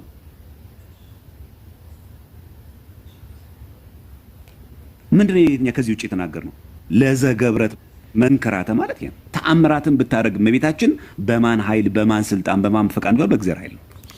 እዚህ ጋር እንመልከት መስተበቁ ዘመስቀል ላይም ሲናገር ንዑንስግድ ለመስቀል ንዑንስግድ ለመስቀል ወለማርያም ድንግል ካልሆነ ለማርያም ዘንሰግድ ላቲ ለማርያም የምንሰግድበት ምክንያት እስመ ነሳ ስጋ እምስጋ እግዚአብሔር ፈጣሪሃ እግዚአብሔር ፈጣሪዋ እሷ ምንድን ማለት ነው? ፍጡር እያለ ከስጋዋ ስጋ ከነፍሷ ነፍስ ነስቷልና ይላል እንጂ እመቤታችን ቅድስት ድንግል ማርያም እሷ ፈጣሪ ናት አይደል? የቱ ጋር ነው ዘሚለው? ለማርያምና ለመስቀል ስንሰግድ እግዚአብሔር ናቸው እያልን አይደለም። ፈጣሪ ናቸው ለን አይደለም። እስመ ነሳ ስጋ እምስጋ እግዚአብሔር ከስጋዋ ስጋ ከነፍሷ ነፍስ ነስቷል። ያ ከስጋዋ ስጋ ከነፍሷ ነፍስ የነሳው መልአክ ነው አይደለም። ነብይ ነው አይደለም። ፍጡር ነው አይደለም። ማን ነው? ፈጣሪ ነው። ማን? እግዚአብሔር ምን ፈጣሪሃ ፈጣሪዋ ነው። የማን? የድንግል ማርያም ፈጣሪዋ ነው። ቅዱስ ኤፍሬም ሶርያዊ በሃይማኖት አበው ላይ ድንግል ፈጣሪን ወለደችው እንዳለ ማለት። አሁን የፈለኩት ይሄንን ከየትኛውም ቤተክርስቲያን መጽሐፍ ላይ ድንግል ማርያም ፈጣሪ ናት ብላ ቤተክርስቲያን የምትሰብክበት ካለ አሳዩኛሉ። አንድ አላሳዩኝ። የለም። ምንድነው የሚሻላቸው? በቃ ይሄ መጽሐፍ እዚህ እየደጋጉ መተቸት፣ የሊቃውንት ጉባኤ መስደብ፣ መንቀፍ፣ እሱም በመስደብና እሱም በማዋረድ ማዋል አልልም። እኔ እንደዚህ ለዘገብረት የሚለው ለዘገብረት መንከራተ ነው የሚለው ድንቅ ተአምር ለምታደርግ ነው የሚለው እንጂ ሰማይና ምድርን ብርሃናትን የፈጠረች አይልም። እንደዚህ አላምንም አለ ሊቃውንት ጉባኤ። እንደዚህ አይነት ትምህርት የለኝም አለ። ምንድናቸው እያሉ ያሉት? ጽጌ ስጦታ ደግሞ አይ ብላችሁ መኑ፣ አይ እንደዛ ብላችሁ ማመን አለባችሁ። እኔ የምለውን እሳቸው የሚሉትን ክደት እኛ መድገም እንድንፈልግ ይፈልጋሉ። አንድ ደግሞ ማኛ ትምህርት የለንም እንደዛ ትምህርት። ይሄ ደግሞ የሰጠን ማን ነው? እግዚአብሔር አምላክ የሰጠን። ለምን ማንኛውም ነገር እንከን ቢገኝ በግለሰብ ታይቶ የሚታረም ሳይሆን ያለን እኛ ሊቃውንት ጉባኤ ያሉባት፣ ቅዱስ ሲኖዶስ ያለባት፣ መዋቅር ያላት፣ ኃላፊነት ያለባት፣ አባቶች ያሉባት እንከን እንኳን ቢኖር ማረም የሚችሉ ሊቃውንት ያሉባት ቤተክርስቲያን ውስጥ ያለ ነው። በዚህ መኛ እድለኞች ነን እንጂ ብድግ ብሎ የሆነ ግለሰብ የሚያርሙ ያስተካክለው ነገር የለም። የመርቆሬዎስም ይሄው እዚህ ጋር ተቀምጧል። የድንግል በቀጥታ ነው የመለስኩለት። እርስዎ ግን በቀጥታ ልክ እንደዚህ መጽሐፍ አሳይተው ቤተክርስቲያን ከምትጸልዩ ጸሎት ይችላል። ከአዋልድ መጽሐፍቶቹ ደስ ካሉት መጽሐፍ ድንግል ማርያምን በፈጣሪ ቦታ ተክታ ፈጣሪ ነሽ አንቺ ሰማይና ምድር የፈጠረሽ የምትሰብክበት አሳዩን። የለም፣ ከየትም ሊመጣ አይችልም። የለንም። ዘይ ትምህርትም አይኖረንም እኛ። እሺ ሰዋል ዘማርያም። እሺ እንግዲህ ቅድም አንደኛው ነገር መርጌታ ጽጌ ስጦታው ሲናገሩ የነበሩት ያው በዚህኛው ሀሳብ ላይ እዚህ ላይ እንጨርስና ገድላት ጸረ ክርስቶስ ናቸው ብለው ሁለተኛ ንግግር እየተናገሩ ስለነበረ በሱ ዙሪያ ይናገሩና ከዛ ዘማርያም ስላለ በሱ ጉዳይም ስለሆነ የመጣው እንቀጥላለን ማለት ነው። መቀጠል ይችላሉ። አሁን ይቅርታ አድርግልኝና በቃ ድንግል ማርያም ፈጣሪ አለመሆኗን ማመን አለባቸው። አለበዛ ማስረጃ ያምጡ። እዚህ ጋር ይቅርታ መጠየቅ አለባቸው። ቆይ ደምረው። እሺ ስለዚህ ያው መቀጠል ይችላሉ መርጌታ። አመሰግናለሁ። ገድላት፣ ድርሳናት፣ የታምራት መጻሕፍቶች የሚባሉት በቅዱሳን ስም የተጻፉት በሙሉ ጸረ ክርስትና ናቸው። የክርስቶስን አዳኝነት ያፈርሳሉ፣ ይቃወማሉ። የራሳቸውን የደህንነት መንገድ ዘርግተዋል፣ አዘጋጅተዋል ነው አንዱ የኔ ተቃውሞ። ለምሳሌ ታምረ ማርያምን መጥቀስ በሰፊው እንችላለን። ወደ ሌሎች ገድላት ትንሽ ወሰድ ላድርጋችሁና በገድለ ገብረ መንፈስ ቅዱስ፣ በገድለ ተክለ ሃይማኖት፣ በገድለ ክርስቶስ ሰምራ በእነዚህ እንኳን ያሉትን ነገሮች ብንመለከት ከፍተኛ የሆነ አጋንንታዊ ልምምድ አለ። በገድለ አቡነ ተክለ ሃይማኖት አንደኛ በተቅማጥ የሞቱ ሰውዬ ተቅማጣቸው ከክርስቶስ ስቅለት ጋር እኩል እንደተቆጠረ አድርጎ ራሱ ጌታችን መጥቶ ወናሁ ትመውት በሕማመ ብድብድ ወለዛቲ ሕማመ ከሬስያ ከመስቅለቴ፣ እነሆ በክፉ ሞት በተቅማጥ ትሞታለህ። ብድብድ የሚለው ቃል በግዕዙ ወረርሽኝ ነው። ስለዚህ ወረርሽኝ የሚለውን ቃል ራሱ የገዳሙ መነኮሳት ባሳተመው ገድለ ተክለ ሃይማኖትም ተቅማጥ ብሎታል። ሊቃውንት ማነው የትንሣኤ ዘጉባኤ ማተሚያ ቤት ያሳተመውን ገድለ ተክለ ሃይማኖት ተቅማጥ ብሎታል። ስለዚህ በአማርኛው ላይ ተቅማጥ በሚለው ነው የተስማሙት። እኔም ያንን ሐሳብ ተስማምቻለሁ። ብድብድ ብሎ ቢለውም ቸነፈር ነው፣ ወረርሽኝ ነው። ነገር ግን ከወረርሽኝ አንዱ ተቅማጥ ነው ብለው እነሱ ግን ተቅማጥ አድርገውታል። እሺ እኔና ዘማርያም የሚያነጋግረን ሊቃውንቱም ይሁን የገዳሙ መነኮሳት በተቅማጥ በክፉ ሞት ትሞታለህ፣ ይችን እንደ ስቅለት የቆጥርልሃለሁ ብሏቸዋል። ስለዚህ የተክለ ሃይማኖት ተቅማጥ ወይም ቅዘን ከክርስቶስ ደም ጋር እኩል ነው፣ መድኃንን ይሰጣል ይላል። ሌላው ሐሙስና እሁድ እባብ የገደለ መንግስተ ሰማያት ይገባል ይላል። እኛ የምንድነው በክርስቶስ ደም እንጂ በእባብ ደም አይደለም ነው እኛ እያልን ያለ ነው። ይሄ የመተተኞች የአስማተኞች የጠንቋዮች አስተምሮ ነው። ይሄ ከእባብ ጋራ ከጅንጥ ጋራ ከምናምን ጋራ ያለ ልምምድ የአስማተኛና የጠንቋይ እንጂ የእውነተኛ ቤተክርስቲያን መለያ ሊሆን አይገባም። የጻድቅም አስተምሮ ታሪክ ሊሆን አይችልም። ሰይጣን አምኖ ተገርዞ መንኩሶ መንግስተ ሰማያት ገባ። እንዲሁም ወደ ዳውሮና ወደ ቦረና ሂዶ ስብከተ ወንጌል ሲያገለግል በጾም በጸሎት ተወስኖ ሙቶ መንግስተ ሰማያት ገባ። ጸሎቱ በረከቱ ይደርብን ተብሎ በገድላት አንደበት በተባለ መጽሐፍ ተጽፏል። ማህበረ ቅዱሳን ሱቅ ላይ እየተሸጠ ነው። ገድለ ክርስቶስ ሰምራ ላይ የሚያዝያ ይሁን የካቲት አላስታውስም አሁን ጌታችን መጣና የ4 ወር የዝናብ ነጠብጣብ የሚያክል ነፍሳት ተመልከት። እንግዲህ የ4 ወር የዝናብ ነጠብጣብ የሚያክል ነፍሳት ቁጥር ከሲኦል ወደ ገነት ታወጥ ዘንድ ቃል ኪዳን ገባሁልሽ ብሎ የ4 ወር የዝናብ ነጠብጣብ ያክል ነፍሳትን እንድታድን ቃል ኪዳን ተሰጥቷታል። ይሄ ማለት ዓለም 7 ጊዜ ቢፈጠር እንኳን ይሄን ቁጥር አያገኘው። 4 ወር ነጠብጣብ ማለት ድፍን አንድ ክረምት ማለት ነው። የአንድ ክፍለ ከተማ ዝናብ በአንድ ቀን ሌሊት የዘነበ እንኳን ቁጥሩ ከስላሴ በቀር ፍጡር አያውቀውም እውነት ለመናገር። ነገር ግን የ4 ወር የዝናብ ይሄማ ከሆነ ክርስቶስ ሰምራ ዓለምን ጨርሳ ድነዋለች። እሺ ጨርሰዋል። ነገሩ ተጠናቋል። እሺ ዘማርያም ቀጥሉ። እሺ በተቻለ መጠን ግን መጽሐፉን እያሳየን ቢሆን በጣም ይመረጥ ነበረ። እኔው የቅድሙን አንድ ነገር ላሳይና ስተቱን ይሄ መጽሐፍ ስለጠቀሱት ማለት ነው። የእመቤታችን ነገር አንዱ ርዕሰ አንገድል ወደ አንዱ እየዘለልን ያለ ነው። እስካሁን ድረስ አንድ መረጃ አልመጣልኝም። እመቤታችን ቅድስት ድንግል ማርያምን ቤተክርስቲያን ፈጣሪ ናት ብላ በግልጽ የጻፈችበትን ማስረጃ አምጡ። በቃ ትክክለኛው አሁን ነገር ማፍረጥ ያለብን እዚህ ጋር ነው። ብዙ ርዕሰ ጉዳይ በአንድ የመርገጥ አይደለም። ሰው መድማት አለበት። ርዕሰ ጉዳይ አንድ ርዕሰ ጉዳይ በደንብ ማድማት አለብን። ከመጣሽ ማርያም ታምጣሽ ብለን ማለት። ከዛ ውጭ ግን አንዴ ገድለ ተክለ ሃይማኖት፣ አንዴ ገድለ ክርስቶስ ሰምራ፣ አንዴ መርቆሬዎስ እየዘለልን ስንሄድ ግን በቃ በጥባጭነት ነው የሚሆነው። የመረጃ ሰው ነው መሆን ያለብን። መጽሐፉ ማሽከርከር አይደለም ማየት ነው ያለብን። እሺ እንዳያስቷችሁ ተጠንቀቁ የሚለው መጽሐፍ ጠቅሰው አዲስ አበባ ሐምሌ 4 1986 ይሄን ያሳዩን። ይሄ አይደል ያሳዩ። በቃ አለቀ። ይሄን እኔው ምንድነው ያለው እዚህ ጋር እመቤታችን ጥንተ አብሶ የለባትም ይላል። ከዛስ እመቤታችን ቅድስት ድንግል ማርያም ጥንተ አብሶ አለባት ላሉት ቤተክርስቲያን ስለእመቤታችን የምታስተምረው ትምህርት የምታምነው እምነት የምታስተምረው ትምህርት በሰማይ በምድር ካሉ ፍጡራን ሁሉ የተለየች ከፍተኛ ነው። እሺ የተለየና ከፍተኛ ነው። አምሳያ እኩያ ጓደኛ አላት ብላ አታስተምርም። እሺ መገኘቷም ከሰው በተፈጥሮ ሴት ብትሆንም የግብር ጓደኛ የላትም። በደንብ ስሙ። ምን መገኘቷ ከሰው ተፈጥሮ ጾታ ቢሆንም የግብር ጓደኛ የላትም። እንደ ድንግል ማርያም የአምላክ እናት የለች። ልዑል እግዚአብሔር በተፈጥሮ አልቆ በክብር የፈጠራት ናት። ምን ያላት ናት? የፈጠራት ናት። ይህን እኮ ነው የሚናገረው።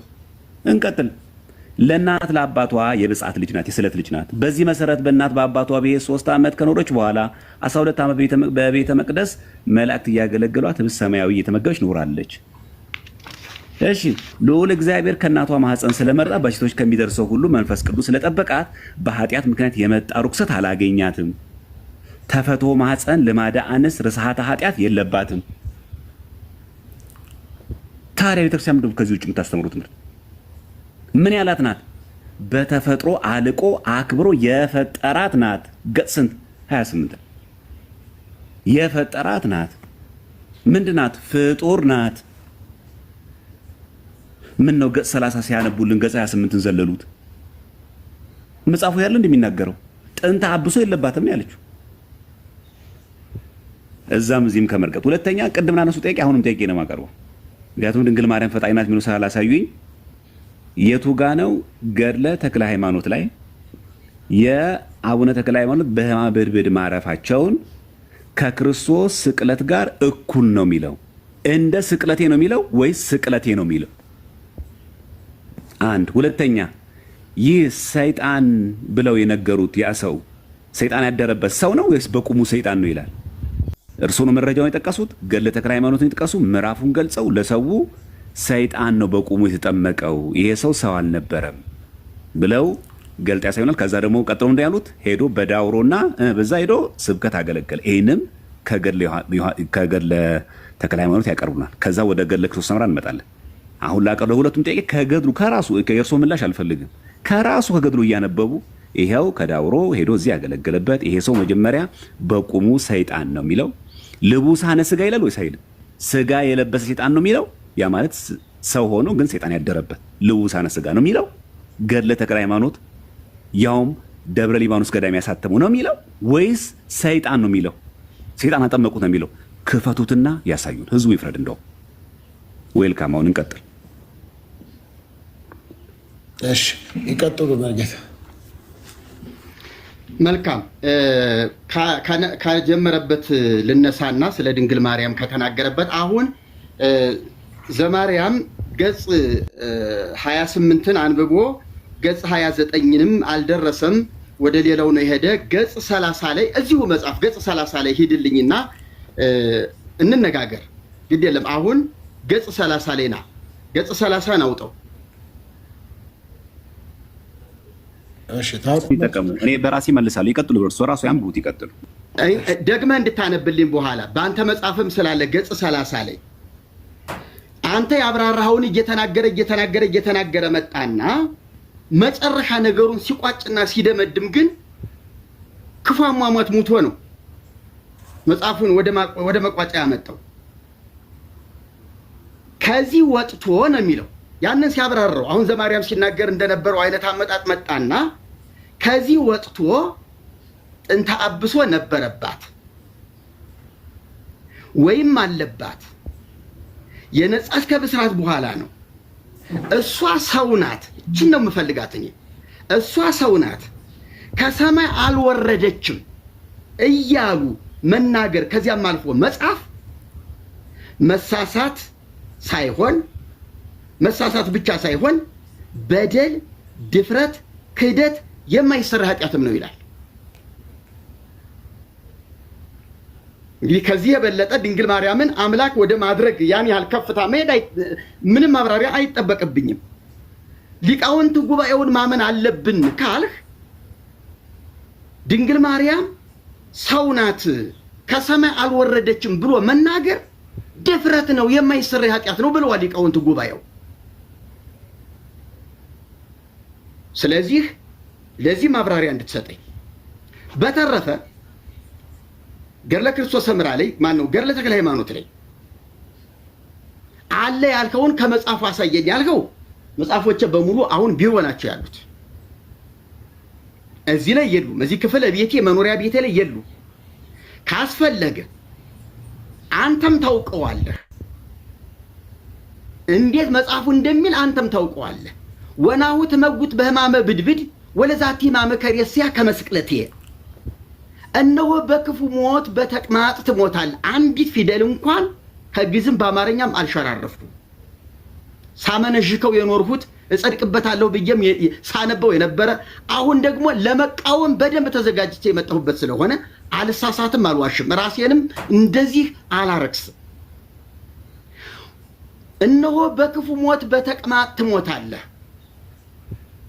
ይህችንም ተቅማጥ ግን እንደ ስቅለቴ እቆጥርልሃለሁ።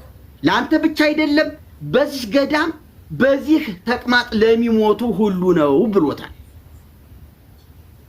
ስለዚህ ተቅማጡ እንደ ስቅለት ተቆጥሯል።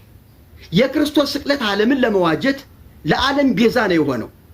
እንደ ስቅለት የካለውና ካነጻጸረው የተክልየ ተቅማጥም እንደ ክርስቶስ የክርስቶስን ቤዛነት ያክል ስፍራ አለው ማለት ነው። ሌላው ፈጠን ልበልንህና ሰይጣን የሚለው በቁሙ ሰይጣን ነው ጋኔን ነው ወይስ ልቡሰ ስጋ ነው ያልከው? መጀመሪያው እኮ አባታችን አቡነ ተክለ ሃይማኖት ደቀ መዛሙርቶቻቸውን ይዘው ወደ መንገድ ሲሄዱ ከባህር ወጥቶ ጋኔኑ ነው የሚለው። ጋኔኑ በደቀ መዝሙራቸው ላይ አደረ፣ ያዘው፣ እሳቸው ታያቸው። ስለዚህ ጋኔን በሰው ላይ የሚያድር ጋኔን ነው ሲጀመር። አንዳንድ ሰዎች አይ ሰውም እንደ ስራው ሰይጣን ይባላል የሚል መላምት ተሰጥቶበታል። ይሄ ግን ለየት ያለ ነው። ጋኔን በሰው ላይ ያደረ ነው። ስለዚህ እሳቸው ደግሞ አማተቡበት እና ጋኔን በሰው የሚያድር ጋኔን ነው በቁሙ እንጂ ልቡሰ ስጋ የለም እንደዚህ የሚባል ነገር ጋኔን ነው። ራሱ ቃሉም ጋኔን ነው የሚለው። ይሄንን በሚገባ አውቃለሁ፣ እርግጠኛ ነኝ። እኔ ዛሬ ብቻ አይደለሁም፣ በሚቀጥለው ሶፊ ማስረጃችሁን አጠናክራችሁ የሚለ ከሆነ መጽሐፎችን ስብስብ አድርጌ ልቅም አድርጌ ራሷ ቤተክርስቲያኒቱ ያሳተመችው የተስፋንም እንኳን አይደለም ሌላ ግለሰብም አይደለም። አሁን አንተ ቅድም ገርላት በግለሰብ ይታተማሉ አልክ። መጽሐፈ ግን በግለሰብ አይታተምም። ድጓ በግለሰብ አይታተምም። የዜማ መጽሐፍት በቤተክርስቲያኒቱ ብቻ ነው የሚታተሙት። እምሞግት ቤተክርስቲያኒቱ ባዘጋጀችው መጽሐፍ ነው። ስለዚህ እኔ ዝም ብሎ ማንም ነጋዴ ባሳተመው አይደለም። ገርለ ክርስቶስ ሰምራንም የጠቀስኩልህ ቤተክርስቲያኒቱ ራሷ ባሳተመችው ነው። ገዳሙ አብሮ ባሳተመው ነው። ይሄ የነጋዴ ጉዳይ አይደለም። ነጋዴስ ቢሆን ተስፋ ገብረ ስላሴ አይደል ለረጅም ዘመናት ቤተክርስቲያኒቱን እያሳተመ እያከፋፈለ አሁን ሁሉ አይደል የገብረ ስላሴ መጽሐፍ በቤተክርስቲያኒቱ በቤተ መቅደስ ተሰግስጎ ያለው የግለሰብ ነው አይመለከተንም ትላለህ እንዴ? ይመለከታል። ጨርሰዋል መርጌታ። እሺ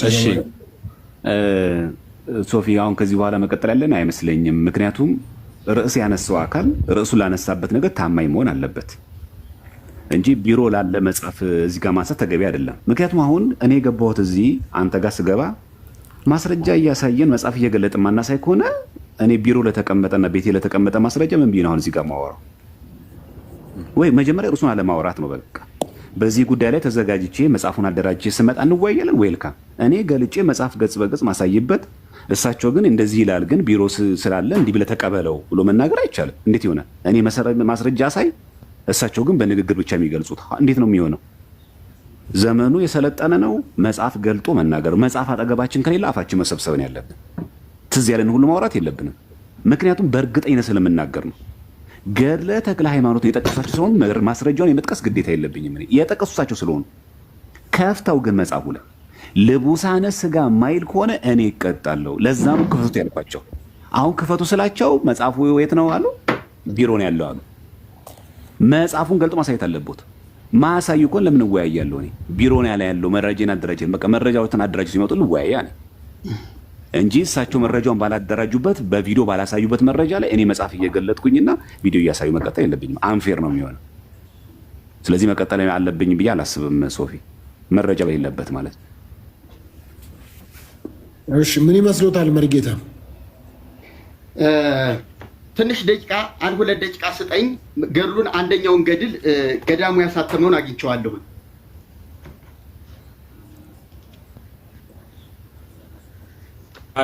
ከቢሮ መጣ ደግሞ እሺ ሰማለሁ። ድንገት የማርያምም ሲያስረዳም መሪጌታ ጽጌም ሲያስረዱም ደቂቃ የሚያንሳቸው ከሆነ ጠይቃቸው ደቂቃ መጨመር ካለበት ቢጨመር ሞር ደግሞ ደቂቃ እንጨምራለን። ከዛ በፊት ግን እሳቸው መረጃ የሚሉትን መጽሐፍ ያገኙና እና ጥያቄ የሆነብኝ እሳቸውም እየጠየቁ ነው። የማርያምም እንዲጠይቅ እድሉ ቢመቻች ነው ብለው አመሰግናለሁ።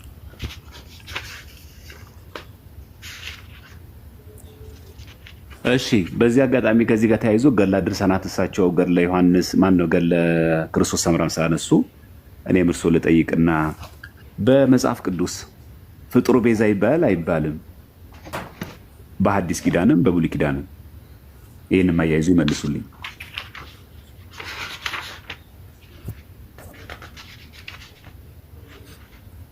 እሺ ተያይዘው ይመልሳሉ። ከ5 ደቂቃ በላይ ካስጨመርኳቸው ሰዓት እያስጨመርኩ ነው ማለት ነው። ዘማሪያም ለአንተም እጨምራለሁ ማለት ነው። ሰዓት እታች ያላችሁ ሰዎች እንዳትጨነቁ፣ ለአንዱ ሰዓት ረዝሞ ለአንዱ ያጠረ እንዳይመስላችሁ። ዝም ካልኩኝ ዝም ያልኩበት ምክንያት ለሁለቱም ጨምር ነው ማለት ነው። ስለዚህ እናድርግ። አግኝተዋል እርሶ መረጃዎትን? መርጌታ ሁለቱን አግኝቻለሁ። በቃ ባገኙት ላይ መወያየት ይችላሉ። ኮፒ ሊንክ ሼር አድርጉት፣ ታብታብ አድርጉትና እስከዛ ያላችሁ ሰዎች በጣም አመሰግናለሁኝ ከኛ ጋር ስላላችሁ። ብዙ ሰው እንዲሰማው እንዲደርስ እንዲሆን እንደዛ እያደረግን አብረን እንቆይ። ስለዚህ ኮፒ ሊንክ ሼር አድርጉት። ያው ብዙ አልተደረገም፣ ብዙ ሰው ቁጭ ብሏል፣ ግን ብዙ አልተደረገም። ስለዚህ እሳቸው ልክ እንዳገኙ ይጀምራሉ። እንደዛ ያደረግን በጣም ደስ የሚል ነው። ከታችም ያላችሁ ኮሜንት ላይ ያላችሁ እዚህ ገስት ላይ ያላችሁ በጣም በጨዋነት ደስ በሚያሰኝ የማይጥመን ነገር እንኳን እየተነገረ ቢሆን እንኳን በትዕግስት አብረን ስላለን በጣም አመሰግናለሁ። እግዚአብሔር ያክብራችሁ ሁላችሁንም። በእንደዚህ ሲኮን የሚሰሙም እኛም እናተርፋለን። በጣም አመሰግናለሁ። ዝግጁነት መርጌታ? አዎ ይቀጥሉ፣ መቀጠል ይችላሉ። በትልቁ ላርጎቱ። እሺ ወእምዝ ይሄ ምዕራፍ 48 ገዳሙ ያሳተመው ነው። ገዳሙ ያሳተመው ምዕራፍ 48 ገድለ ተክለ ሃይማኖት፣ ታምረ ተክለ ሃይማኖት፣ መልካ ተክለ ሃይማኖት በግዕዝ በአማርኛ ነው የሚለው።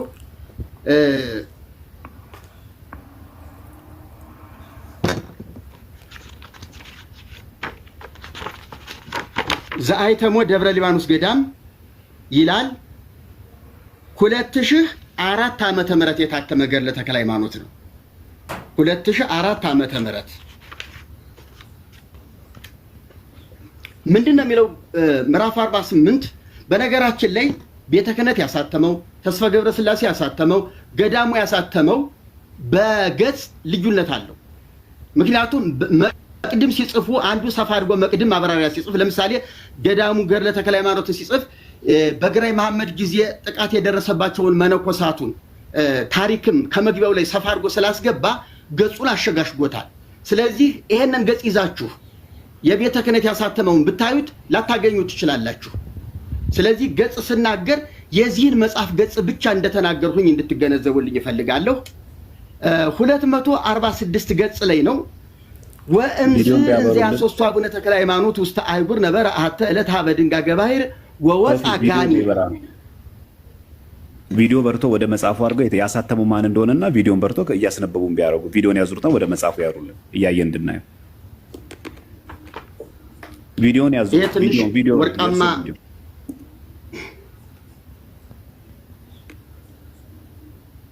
አሳታሚው ደግሞ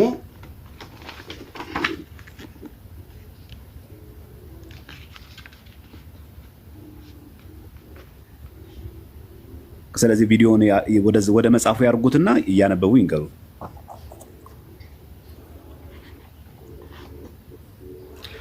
እኔ እዚህ ላይ በቪዲዮ አሁን እንዴት ትንሽ ለማሳየት እቸገራለሁ። ምክንያቱም እኔ ገጽ ከተናገርኩ ምዕራፍ ከተናገርኩ የእናንተና የኔ እዚህ ላይ መፋጠጡ አስፈላጊ አይደለም። ካልያዝኩትኝ እናንተ መጽሐፍ ይዛችሁ ሞግቱኝ ካስፈለገ፣ አሊያም መጽሐፉን በምታመጡበት ቀን ልትከራከሩኝ ትችላላችሁ። ስለዚህ አቅጣጫ ላሳያቸው ካሜራ እንዴት እንደሚዞር። ምክንያቱም ካሜራ ማብራት ከቻሉ ከካሜራው ማብራት አጠገብ ማዞር ይቻላል። ካሜራ ማብራት ከቻሉ አጠገቡ ማዞር ይቻላል። አዙሩት። አሁን ካሜራውን አብሩት። ከካሜራው አጠገብ ካሜራውን ካበሩት በኋላ ከካሜራው አጠገብ 4 ማዕዘን አለች። እሷን 4 ማዕዘን ሲነኳት ይዞራል ማለት ነው። ችግር የለም። ታቃቶች ወይ እኔ ያበራለሁ ወይ ችግር ይቀጥሉ። በቃ ካልቻሉ ችግር የለም። ምንም አያሳስብም። ያንብቡት፣ ይቀጥሉ። ጎን ለጎን ላርጋችሁና እሳቸው ያንብቡ፣ አንተ መጽሐፉ ማድረግ ይችላል። ችግር የለም። ይታያቸዋል። ይሄው አዙሬዋለሁ። አይ ተውት፣ በቃ ወደ ራሱ አርጉት፣ ወደ ራሱ አርጉት። መሪጌታ ካሜራውን አሁን አብሩት። ካሜራውን የእርሶን ካሜራ አብሩ። ካዞሩት የእርሶን ካሜራ አብሩ። ከዛ ሴቭ በሉት። ሴቭ አይታያችሁም? የእርሶን ካሜራ አብሩ። የእርሶን ካሜራ ሴቭ በሉት። ሴቭ ከታች ሴቭ በሉት። ታች ላይ ሴቭ በሉት።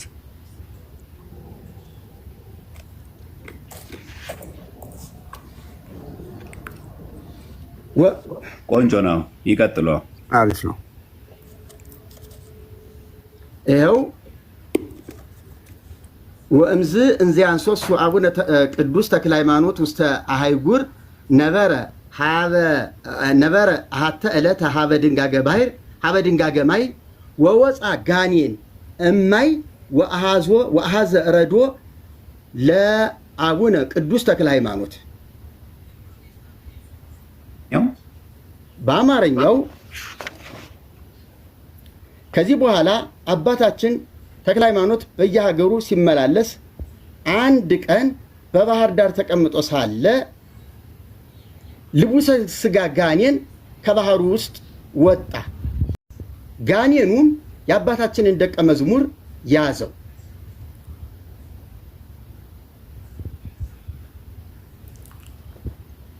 ልቡሰ ሥጋ ምን ማለት ነው? ልቡሰ ሥጋ ማለት ሥጋ የለበሰ ሥጋ የለበሰ ማለት ሰይጣን ማለት ነው።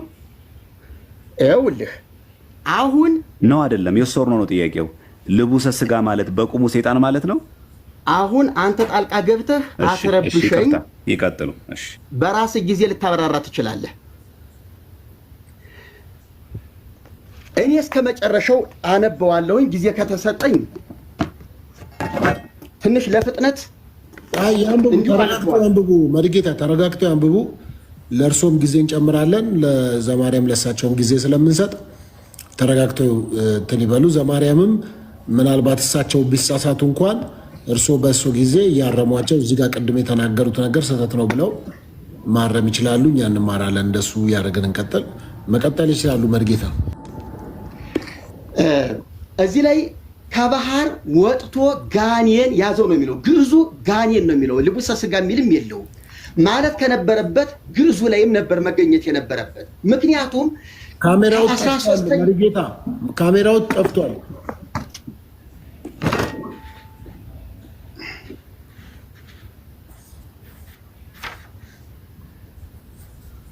ራሳቸው ያዙሩት። አዞረዋለሁ። ወደ እርሱ አድርጉት።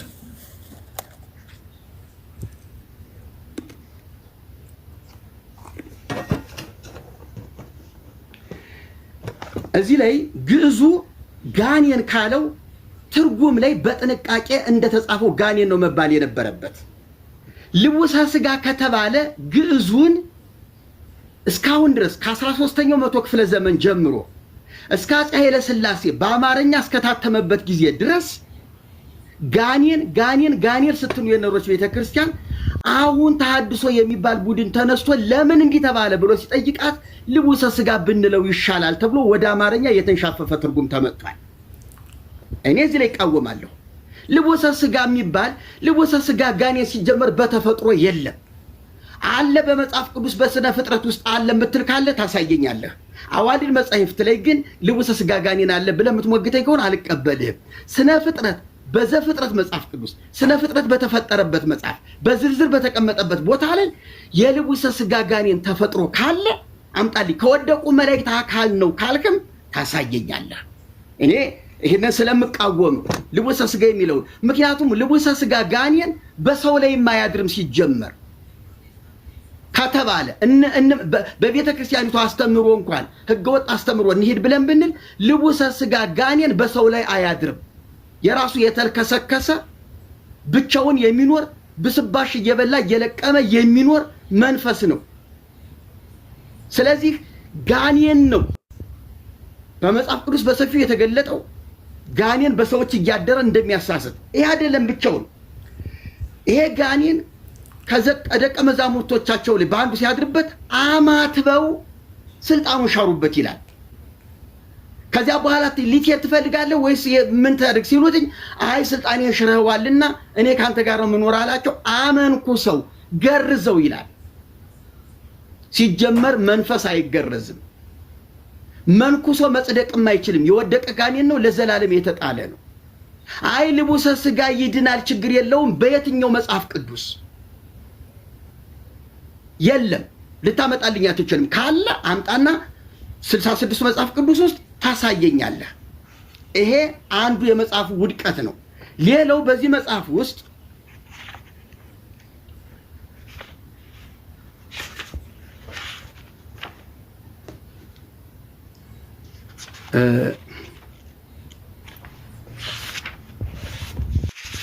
ይቅርታ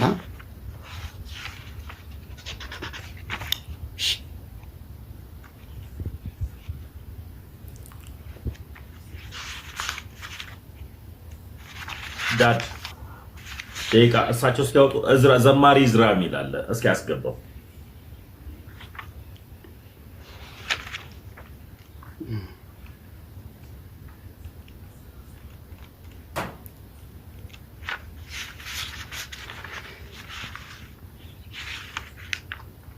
እሺ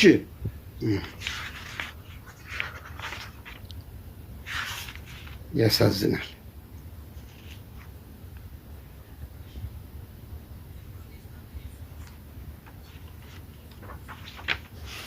እንግዲህ ውጊያ ነው። እዚህ ምላሽ ደስ እስከዛ ቀስ ብሎ አገኙት። እሺ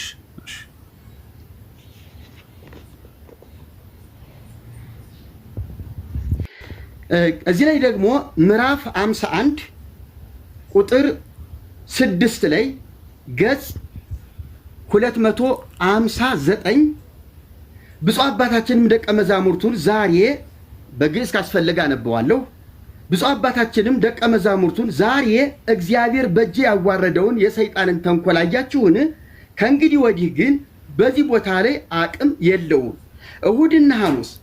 እሁድና ሐሙስ ቀን እባብ የገደለ የክርስቲያን ወገን ሁሉ ኃጢአቱ ይሰረይለታል ብለህ ለልጆች ንገራቸው ብሎ ጌታ የኢየሱስ ክርስቶስ የነገረኝን አሁንም እነግራችኋለሁ፣ በልባችሁ ጠብቁት አላቸው ይላል። ሐሙስና እሁድ ቀን እባብ የገደለ ኃጢአቱ ይሰረይለታል። በማን ደም ነው ኃጢአታችን የሚሰረየው? ባይነኝ እኔ በክርስቶስ ደም ነው ኃጢአት የሚሰረየው። እባብ የፈለገ ጊዜ ገድዬ ኃጢአት ስርየት ላገኝ አልችልም። እንዲህ አይነት አስተምሮ የተሳሳተ አስተምሮ የክርስቶስን ደም የሚያቃልል የእባብን ደም በክርስቶስ ደም ልክ ከፍ ያደረገ ወይም ታላቁን የክርስቶስን ደም በእባብ ደም ልክ ዝቅ ያደረገ ነው። ይሄ ፈጽሞ የማይሆን ነገር ነው። ትክክል አይደለም ነው እያልኩ ያለሁት።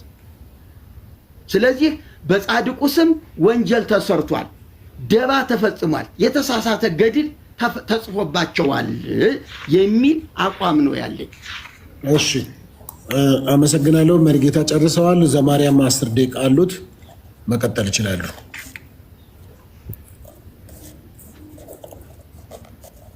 እሺ እግዚአብሔር ያክብርልኝ።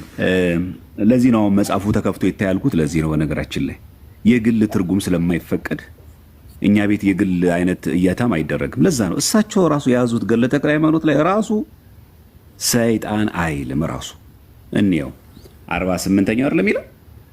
ከዚህ በኋላ አባታችን አቡነ ተክለ ሃይማኖት በሀገሩ ሲማለስ አንድ ቀን በባህር ዳር ተቀምጦ ሳለ ልቡሰ ስጋ ጋኔን ከባህር ውስጥ ወጣ ነው። ሰይጣን ወጣ አይልም፣ በቁሙ ዲያብሎስ ወጣ አይልም።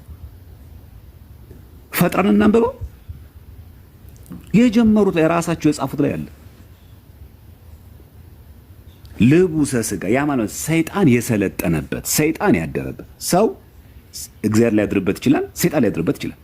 በመጽሐፍ ቅዱስ በብሉይ ሳኦል ላይ እርኩስ መንፈሶች ያስጨንቋል ነበር።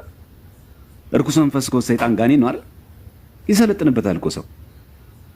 በሐዲስ ኪዳን ደግሞ አንተ አትሙት ሲለው ጴጥሮስ ለጌታ አንተ ሰይጣን ብሎታል። አሃ ጴጥሮስ በቁሙ ሰይጣን ነው እንዴ? በጴጥሮስ ገላ ላይ አድሮ ለክርስቶስ ሞት ያዘነ መስሎ ግን የክርስቶስን ስቅለት የሰው ልጆች ድህነት የማይፈልገው ዲያብሎስ የራራ መስሎ ጌታ አይሁንብህ አለው። ጌታ ምን አለው? አንተ ሰይጣን ከኋላ ሂድ፣ የሰውን እንጂ የእግዚአብሔር ሐሳብ አታውቅም አለው። ጴጥሮስ ሰይጣን ነው በቁሙ? ይህ መጽሐፍ ቅዱስ አልተጻፈም እንዴ? እንቀጥል። ሐዋርያ ቅዱስ ጳውሎስ በአዲስ ኪዳን ላይ ሲቃወም የነበረውን ጠንቋይ ምንድን ያለው? አንተ የዲያብሎስ ልጅ አለው። ዲያብሎስ ሚስት አግብቶ ወልዶት ነው። ግብሩ ሁሉ የእነ ቅዱስ ጳውሎስን አማናዊ ወንጌል የሚቃወም ሁሉ ሰይጣን፣ የሰይጣን ልጅ ይባላል። ሰው ላይ ሊሰለጥን ይችላል። አለቀ። በብሉይ ያለ በሐዲስ አለ፣ ምንም ጥያቄ የለውም። እንደውም ጌታችን ላይ በወንጌል ስናነብ ሰይጣንም ከ12ቱ በአንዱ ገባ ይላል። በማን? በይሁዳ ገባ እኮ። ይኸው ጌታን እንኳ አሳልፎ ሰጠ። ከ12ቱ በአንዱ ገባ ይላል እኮ ወንጌል ራሱ። ይሁዳ ሰውን አይደለም በተፈጥሮ ሰይጣን ሰው ያድርበታል። ያው ምን ጥያቄ አለው? ልቡሳ ስጋ ማለት ሰይጣን ያደረበት ሰው። ከዛ ያ ልቡሳ ስጋ ጋኔንም ደቀ መዝሙር ትቶ ፈጥኖ ሸሸ። ከዛ ጠየቀው። ብፁዕ አባታችንም ልጄ ለምን ትይዘዋለህ አለው። ከዛ ጋኔኑን ጠየቀው። ጋኔኑን እሳቸው ያዙት። ከዛ በኋላ ምን አለ? እንግዲህ ወደ ወዲስ ወደ ማደሪያዬም ለመመለስ አይቻለኝም፣ በማህተብ ስልጣኔን ሽረዋልና አለው። በምን? በማማተብ በስመ አብ ወወልድ ወመንፈስ በሚለው ስልጣን ክቡር አባታችን አቡነ ተክለ ሃይማኖት ወስዶ ገዝሮ ማለት ነው። ጾታ አለው ሴጣን፣ ጾታ አለው ሴጣን። እኮ የወደቀ መልአክ ነው። ወንድ ሴት አለው ሴጣን። ገዝሮ ሲል ሴጣን አይደለም ማለት ነው። እሺ ወደ ፍጹም ክርስቲያንነት ለወጠው። ምን ማለት ነው? ክርስቲያን አደረ። ከዛስ ስሙንም ክርስቶስ ሐዋርያው ክርስቶስ መረጠው አለው። እሺ የቱ ጋር ነው ወደ ዳውሮ ገብቶ አገለገለ የሚለው? የሌለ ፈጠራ። በዚህ ዕድሜ እርሶ እንዲህ መናገር አለቦት? እሺ እንጨርሰው። የመጨረሻው ብፁዕ አባታችንም ሲያገለግለው ኖረ። ከጥቂት ቀንም በኋላ የምንኩስናውን ልብስ አልብሶ ወደ በዓቱ አስገባው። ይህችም ደብረ አስቦ ናት።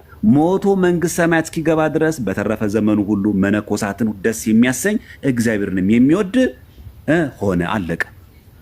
ዳውሮ ሄደ የሚል አለ? ከየት አመጡት? ትርጉም ከኪሴ ነው። ይህ ነው ምዕራፍ 48 ይሄ ነው። ቁጥር 1 እስከ 5 ብቻ ነው ያለው። ይሄ ነው እኛ የምንቃወመው።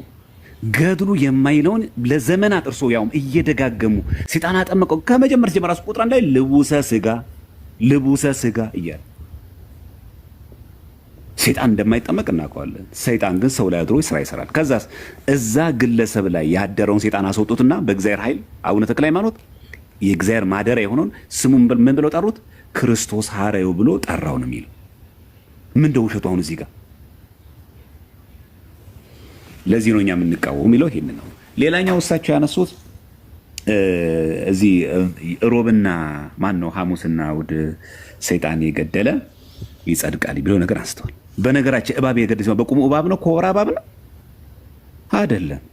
መጀመሪያ እኛን መጠየቅ ያለብን እኮ በቁሙ ወስደው እርስዎ እባብ ይለው በቁሙ እባብ ወሰዱና በቃ እንዲህ ነው ብሎ ተረጎሙት።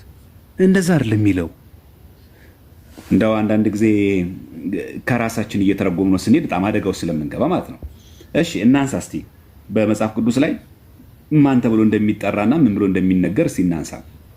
በራእየ ዮሐንስ ልጥቀስ መጀመሪያ ምዕራፍ 20 ላይ ቁጥር 2 ላይ ያለውን ላንሳ። ራእየ ዮሐንስ ምዕራፍ 20 ቁጥር 2 ላይ እንዲህ የሚል ቃል እናገኛለን። ይቅርታ ራእየ ዮሐንስ ምዕራፍ 20 ቁጥር 2 ላይ የቀደመውንም እባብ ዘንዶም እርሱም ዲያብሎስና ሰይጣን የተባለው ያዘው። ማን ነው እባብ የተባለው? ሰይጣን። ማን ነው ዘንዶ የተባለው? ዲያብሎስ ነው ለኛ እንጂ ኮብራ እባብ ናሽናል ጂኦግራፊ ላይ የምታየውን ሄደ አናትናቱን ሐሙስ ቀን ሄደ ስለቀጠቀጥከው ገነት ትገባለህ አይደለም የሚለው። እባብ ምንለው ማንን ነው? እኛ ዘንዶ ምንለው ማንን ነው? ራእየ ዮሐንስ ምዕራፍ 20 ቁጥር 2 ላይ እኮ የቀደመውንም እባብ ካለ በኋላ ዘንዶውን ይቀጥላል እርሱም ዲያብሎስና ሰይጣን የተባለው ያዘው። ስለዚህ የቀደመው እባብ ዘንዶ የሚባለው ማን ነው? ዲያብሎስ ነው። ዲያብሎስን የገደለ ምን ብሎ በምን እንደሚገድለው? በጾም በጸሎት ምን ገድለው? መቼ በቦክስ አይደለም አይደል? በከባድ መሳሪያ አይደለም፣ በሚግ አይደለም አይደለም፣ በሞርተር አይደለም የምንገድለው፣ በመድፍ አይደለም የምንገድለው፣ በጾም በጸሎት ነው። ሰይጣንን በጾም በጸሎት ድል ከነሳህ፣ ያ ማለት ድል ነሰነሳህ ገባ ስጋው ደግሞ ከተቀበል ትጸድቃለን እንጂ ኮብራ እባቡን እንስሳውን በቁሙ ገድለህ መንግስት ሰማይ ተገባለ የሚትርጉመኝ ሲጀምረኛ እባብ ምንለው ዘንዶ ምንለው ማንን ነው? ዲያብሎስና ሰይጣንን ነው። ይሄ መጽሐፍ በግልጽ እባብ የሚለው ነገር ስላስቀምጠልን ማለት ነው። እሺ የዳዊት መዝሙር ደግሞ መዝሙር 90 ቁጥር 13 ደግሞ እንመልከት። የዳዊት መዝሙር መዝሙረ ዳዊት ማለት ነው። መዝሙር ምዕራፍ 90 ቁጥር 13 ላይ እንዲህ የሚል ቃል እናገኛለን። 91 መሰለኝ በዚህኛው የሚሆነው ምዕራፍ 91 ቁጥር 13 ላይ እንዲህ ይለናል። በተኩላና በእባብ ላይ ትጫማለህ ይላል። አንበሳውና ዘንዶውን ትረግጣለህ። በተኩላና በእባብ ትጫማለህ ማለት ተኩላና ይሄ እባብ የተባሉ በእግር ሄደህ ትረግጠዋለህ ማለት ነው። እስቲ እርሶ ይሞክሩታ። አንበሳውንና ዘንዶውን ትረግጣለህ ማለት ሄደን ይሄንን የምናየው ናሽናል ጂኦግራፊ ላይ የምናየው 4 እግር ያለው እንስሳውን አንበሳውን ነው የሚለው። ባላጋራችሁ ዲያብሎስ የሚውጠውን ፈልጉ እንደሚያገሳ አንበሳ የተባለ ያን አንበሳ ድል ተነሳዋለህ፣ ትረግጠዋለህ ማለት ነው።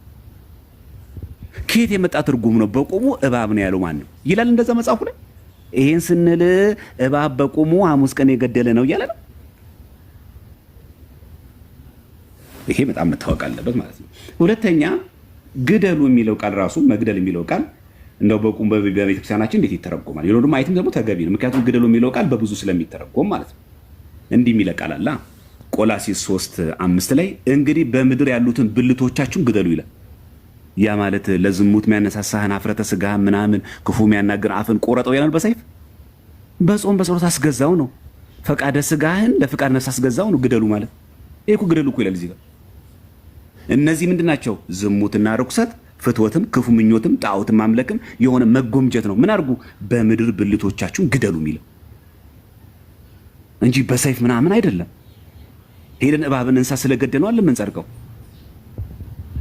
ስለዚህ አንበሳውና ዘንዶውን ትረግጣለህ ሲል በቁሙ አንበሳ በቁሙ ዘንዶን አይደለም፣ በቁሙ እባብን አይደለም። ከየት የመጣ የትርጉም ገድሉ እንደዛ ይላል። እባብ የምለው በቁሙ እንስሳውን ነው ይላል። ዘንዶ ያልኩት በቁሙ ዘንዶን ነው ይላል አይልም። ካለ ከፍቶ ያሳዩን አይልም እንደዛ። ስለዚህ በእኛ ቤተክርስቲያን ግደሉ ምንለው ምን ገድለው ስጋዊ ፍትወታችንን ብልቶቻችን ግደሉ እንዳለው እነዚህም ዝሙት፣ ርኩሰት፣ ፍትወት፣ ክፉ ምኞት፣ ጣዖት ማምለክን እነዚህ መጎምጀት በጾም በጸሎት ነው። ፈቃደ ስጋችንን ፈቃደ ስጋችን ለፈቃደ ነፍስ በጾም በጸሎት በመንፈስ ተጋድሎ እናስገዛለን እንዳይሰለጥንብን የስጋ ስራ መስራት መንግስት ሰማያት ስለማያስወርስ። ስለዚህ በቁሙ እባብ የተባለው ዘንዶ የተባለው ይሄ የምናየው እባብ ሳይሆን ዲያብሎስን ነው፣ ሰይጣንን ነው የሚናገረው። እግዚአብሔር ያክብርልኝ።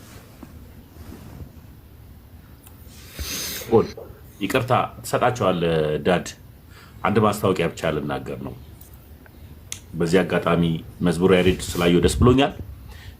መምህር ጌታሁን አስገቡኝ ሲሉ ነበርና ድንገት አሁን ካሉ ገስት ላይ አጥቼዎት ነው አስገባዎታለሁ። እንደዚሁ ደግሞ መሪ ጌታ እኔ ነኝ የሊቃውንት እንትን ያሉ ተሐድሷውያን እርሶም ካሉ ገስት አጥቼ ነው። አንዳንድ ቁጥር ጻፉልኝና ከሁለት አንዳችሁ አስገባለሁ። ይሄን ልናገር ነው። እሺ ሶፊ ቅርታ። ከዚህ ቀጥሎ ምናልባት እሳቸው አንዴ ይናገሩና ብንጠቀለው ኮሌት እየሆነ ስለብኝ ስለሆነ ነገ ስራ ስላለ ይቅርታ ይደረግልኝ። ጥሩ እንደሱ እናደርጋለን። ቀጠሮን እያያዝና በሌሎች ጉዳይም እንደዚህ በጨዋነት ሰው ታች ያለው ሰው እንዲማር እንደዚህ እሳቸውንም ቢያከበረ ሌላውም ሰው እናንተን በተከበራችሁበት ሁኔታ እንደዚህ መወያየት በጣም የሚያስደስት ነው። ኮፒ ሊንክ ሼር አድርጉት፣ ታብታብ አድርጉት። ብዙ ሰው እየተጠቀምበት እንደሆነ አውቃለሁ። ስለዚህ መሪጌታ ጽጌ ስጦታ መቀጠል ይችላሉ። ጊዜያችሁን ሰጥታችሁ ከኛ ጋር ያላችሁ መልሱልኝ። ግን ሶፊ ፍጡር በመጽሐፍ ቅዱስ ቤዛ ይባላል የሚለው አልመለሱልኝም። ለዛ ነው። እሺ ይቀጥሉ መሪጌታ። የእሱንም ጥያቄ ሰምተዋል። እስካሁንም ያወራውን የእርስዎን ሀሳብ በዚህ ነው ብሎ እንግዲህ አመክንዮ አምጦ ተናግሯል። ስለዚህ መቀጠል ይችላሉ። እርስዎ ጊዜ አለዎት።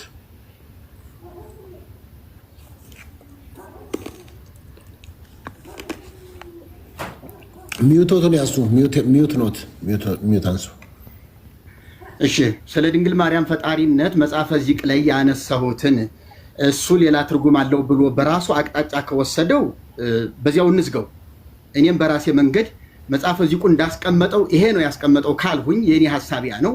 አይ እንዲህ አይደለም እንዲህ ነው ካለ ደግሞ እሱ የሱ ሐሳቢያ ነው። በዚያ ተስማምተን እንዝገው። ምናልባት እንደገና ማየት ካስፈለገን በድጋሚ በሌላ ጊዜ ደግሞ ከሰሚዎቻችን መደነጋገር እንዳይመጣባቸው አጥርተን መናገር የምንችልበትን ሁኔታ እናመቻቻለን። ዛሬ አሁን እዚያ ላይ አለመነጅክም። አሁን የመጣህበት ወንድሜ የተናገርህበት መንገድ ላይ ግን እንደገና ክለሳ አድርጌ ለተመልካቾቻችን ግልጽ ማድረግ እፈልጋለሁ። ጴጥሮስ ሰይጣን ተባለ።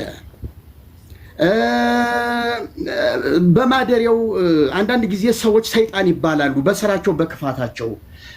እባብ በቁሙ እባብ ላይሆን ይችላል ሰይጣን ነው ተብሎ በአውዱን የሳተና ከአውዳዊው ጋራ ከአውዱ ጋር ያልተገናዘበ ጥቅስ ሲጠቀስ አይቻለሁኝ።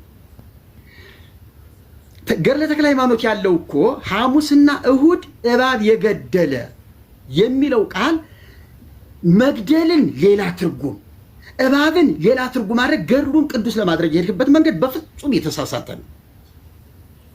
ገድሉ እንዳለው እንደዚያው ነው ያስቀመጠው። መነኮሳቱ የማያውቁት ቤተ ክህነት የማያውቀው የብቻ የቲክቶክ ትርጉም ነው ያመጣብኝ። ስለዚህ አንተ ወንድሜ ነገ ቤተ ክህነትም ሆነ ከቤተ ክርስቲያን ሰዎች ጋራ የምትነጋገርበትን ነገር ነው እዚህ ላይ መናገር ያለብህ። ይሄ ቀላል መድረክ ስላይደለም። ስለዚህ በቁሙ ገድሉ እንዲህ አይነት ነገሮች አይደል። ከዚህም የከፋ ውሸት መናገር ልማዱ ስለሆነ እባብን ሐሙስና እሁድ እባብ የገደለ የሚለው ቃል ዲያብሎስን ግደሉ ለማለት አይደለም። ዲያብሎስን በጸሎት እንዋገዋለን፣ በጸሎት እናሸሸዋለን። ተቃወሙት ከእናንተ ይሸሻል ነው እንጂ ግደሉት አልተባልንም። አይሞትም ሲጀመር እንዴት ግደሉ ተብለ ዲያብሎስን ነው ግደሉ የተባለ እንዴት ትላለህ? ስለዚህ እዚህ ላይ ያመጣው የግድያ አካሄድ በጣም የተሳሳተ ነው፣ አያስኬድም። መሞት የሚችለውን ስጋ ለባሹን ተናዳፊ እባብ ነው። ይሄንን ነው ግደሉት የተባለው። ገድሉ ላይ ያስተማረን ይሄንን ነው። ያንን የገደለ እና ዲያብሎስን የገደለ ሐሙስና እሁድ ዲያብሎስን መግደል ቀን ተመርጦ ለዲያብሎስ ግድያ ትመድባለህ እንዴ? ገድለ ተክለ ሃይማኖት እሺ የሰይጣን ነው ለሰይጣን ነው የተባለ ብለህ ብትለኝ ሐሙስና እሁድ ነው እንዴ ዲያብሎስን ቀን ፈልገን መድበን የምንገድለው? እንዴት እንደዚህ ብለህ ታስባለህ አንተ? ለዲያብሎስ ጊዜ የለውም። በጸሎት መደብደብ፣ በጸሎት መቀጥቀጥ ማሸሽ ነው። መግደል የሚባልም አይታሰብም። ሊሞት ራሱ እግዚአብሔርም ዲያብሎስን ከመኖር ወደ አለመኖር ሊወስደው አይችልም። ይቀጠዋል እንጂ ዲያብሎስን አያጠፋው፣ አይጠፋም። እንዳይጠፋ አድርጎ የፈጠረ እሱ ነው። ሲቀጠው ግን ይኖራል። ስለዚህ የሚጠፋና የማይጠፋን ነገር ለይተን ማወቅ ጥሩ ነው። ግደሉ የተባለው የሚሞት ነገር ስለሆነ ነው። እነ ጴጥሮስን ሁሉ ሐሙስና ይሄ ሰይጣንን ያዙት ጋኔን ልቡሰ ስጋ ጋኔን ነው ስላልከው ነገር አንድ ጊዜ ጭልጥ ያለ ጋኔን አድርገህ ሌላ ጊዜ ደግሞ ልቡሰ ስጋ አድርገህ ስትናገር እያየሁህ ነው። ጴጥሮስ ላይና ኤልዛቤል እዛ ራእይ ላይ የጠቀስከው እንዳለ ጋኔን ነው። እባብም ይበለው ዘንዶም ይበለው የቀደመው እባብ ዲያብሎስ ብሎታል። አዎ እንደሚያገሳ አንበሳ ዲያብሎስ ተብሎ የሚያገሳ አንበሳም ተብሏል። ስለዚህ ዲያብሎስን በአውዱ እንደተገለጠበት እንጠቀመዋለን። ለምኞታችን መጠምዘዝ ግን ወንጀል ነው። የእግዚአብሔር ቃል እንደዚህ በድፍረት ልንጠምመው አይገባም። እዚህ ቦታ ላይ ገድለ ተክለ ሃይማኖት ላይ ጴጥሮስን ሂድ አንተ ሰይጣን ሲለው ጴጥሮስ ሰይጣን ሆኖ ሳይሆን በጴጥሮስ ላይ የነበረውን ሰይጣን ገስጾታል። እሺ ተክለ ሃይማኖት በልጃቸው ላይ ያደረውን ጋኔን ገሰጡት ካል እዚያ ላይ ሰይጣን ተብሏል። በጴጥሮስ ላይ ያደረው ሰይጣን ሂድ አንተ ሰይጣን የተባለ ገድለ ተክለ ሃይማኖት ግን ልቡሰ ስጋ ብለዋል፣ ግን አጣቅሰዋል፣ አዛምዳቸዋል። ለጴጥሮስ የተጠቀሰውና ለዚህኛው ለተክለ ሃይማኖት ደቀ መዝሙር የተጠቀሰውን ሰይጣን ብለህ ሁለቱን አስታርቀዋል። ስለዚህ በአንተ ምልከታም እኮ እዚህ ላይ ጋኔን ልቡሰ ስጋ ያልከው ጴጥሮስ እንደተባለው ነው ካልከኝ እዚያ ሰይጣን ተብሏል፣ እዚህም ሰይጣን ነው ማለት ነው። አውዱን ጠብቀን እንሂድ ካል ሲጀመር ልቡሰ ስጋ የሚል ፍጥረት የለም። አምጣልኝ ማስረጃ። ይህንን በነጥብ ያዘውና በራስ ጊዜ እንድታብራራልኝ ይፈልጋለሁ። ከባህር ውስጥ የሚኖር ልቡሰ ስጋ ጋኔን የለም። ልቡሰ ስጋ የሚባል ፍጡርም የለም። እንዲያ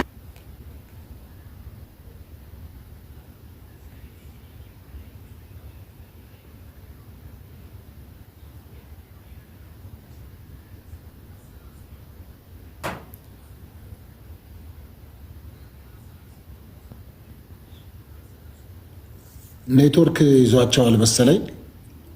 ያ ኔትወርክ ይመስለኛል ወይ ባትሪም አልቆባቸው ሊሆን ይችላል፣ አላስተዋሉት ይሆናል። ወይም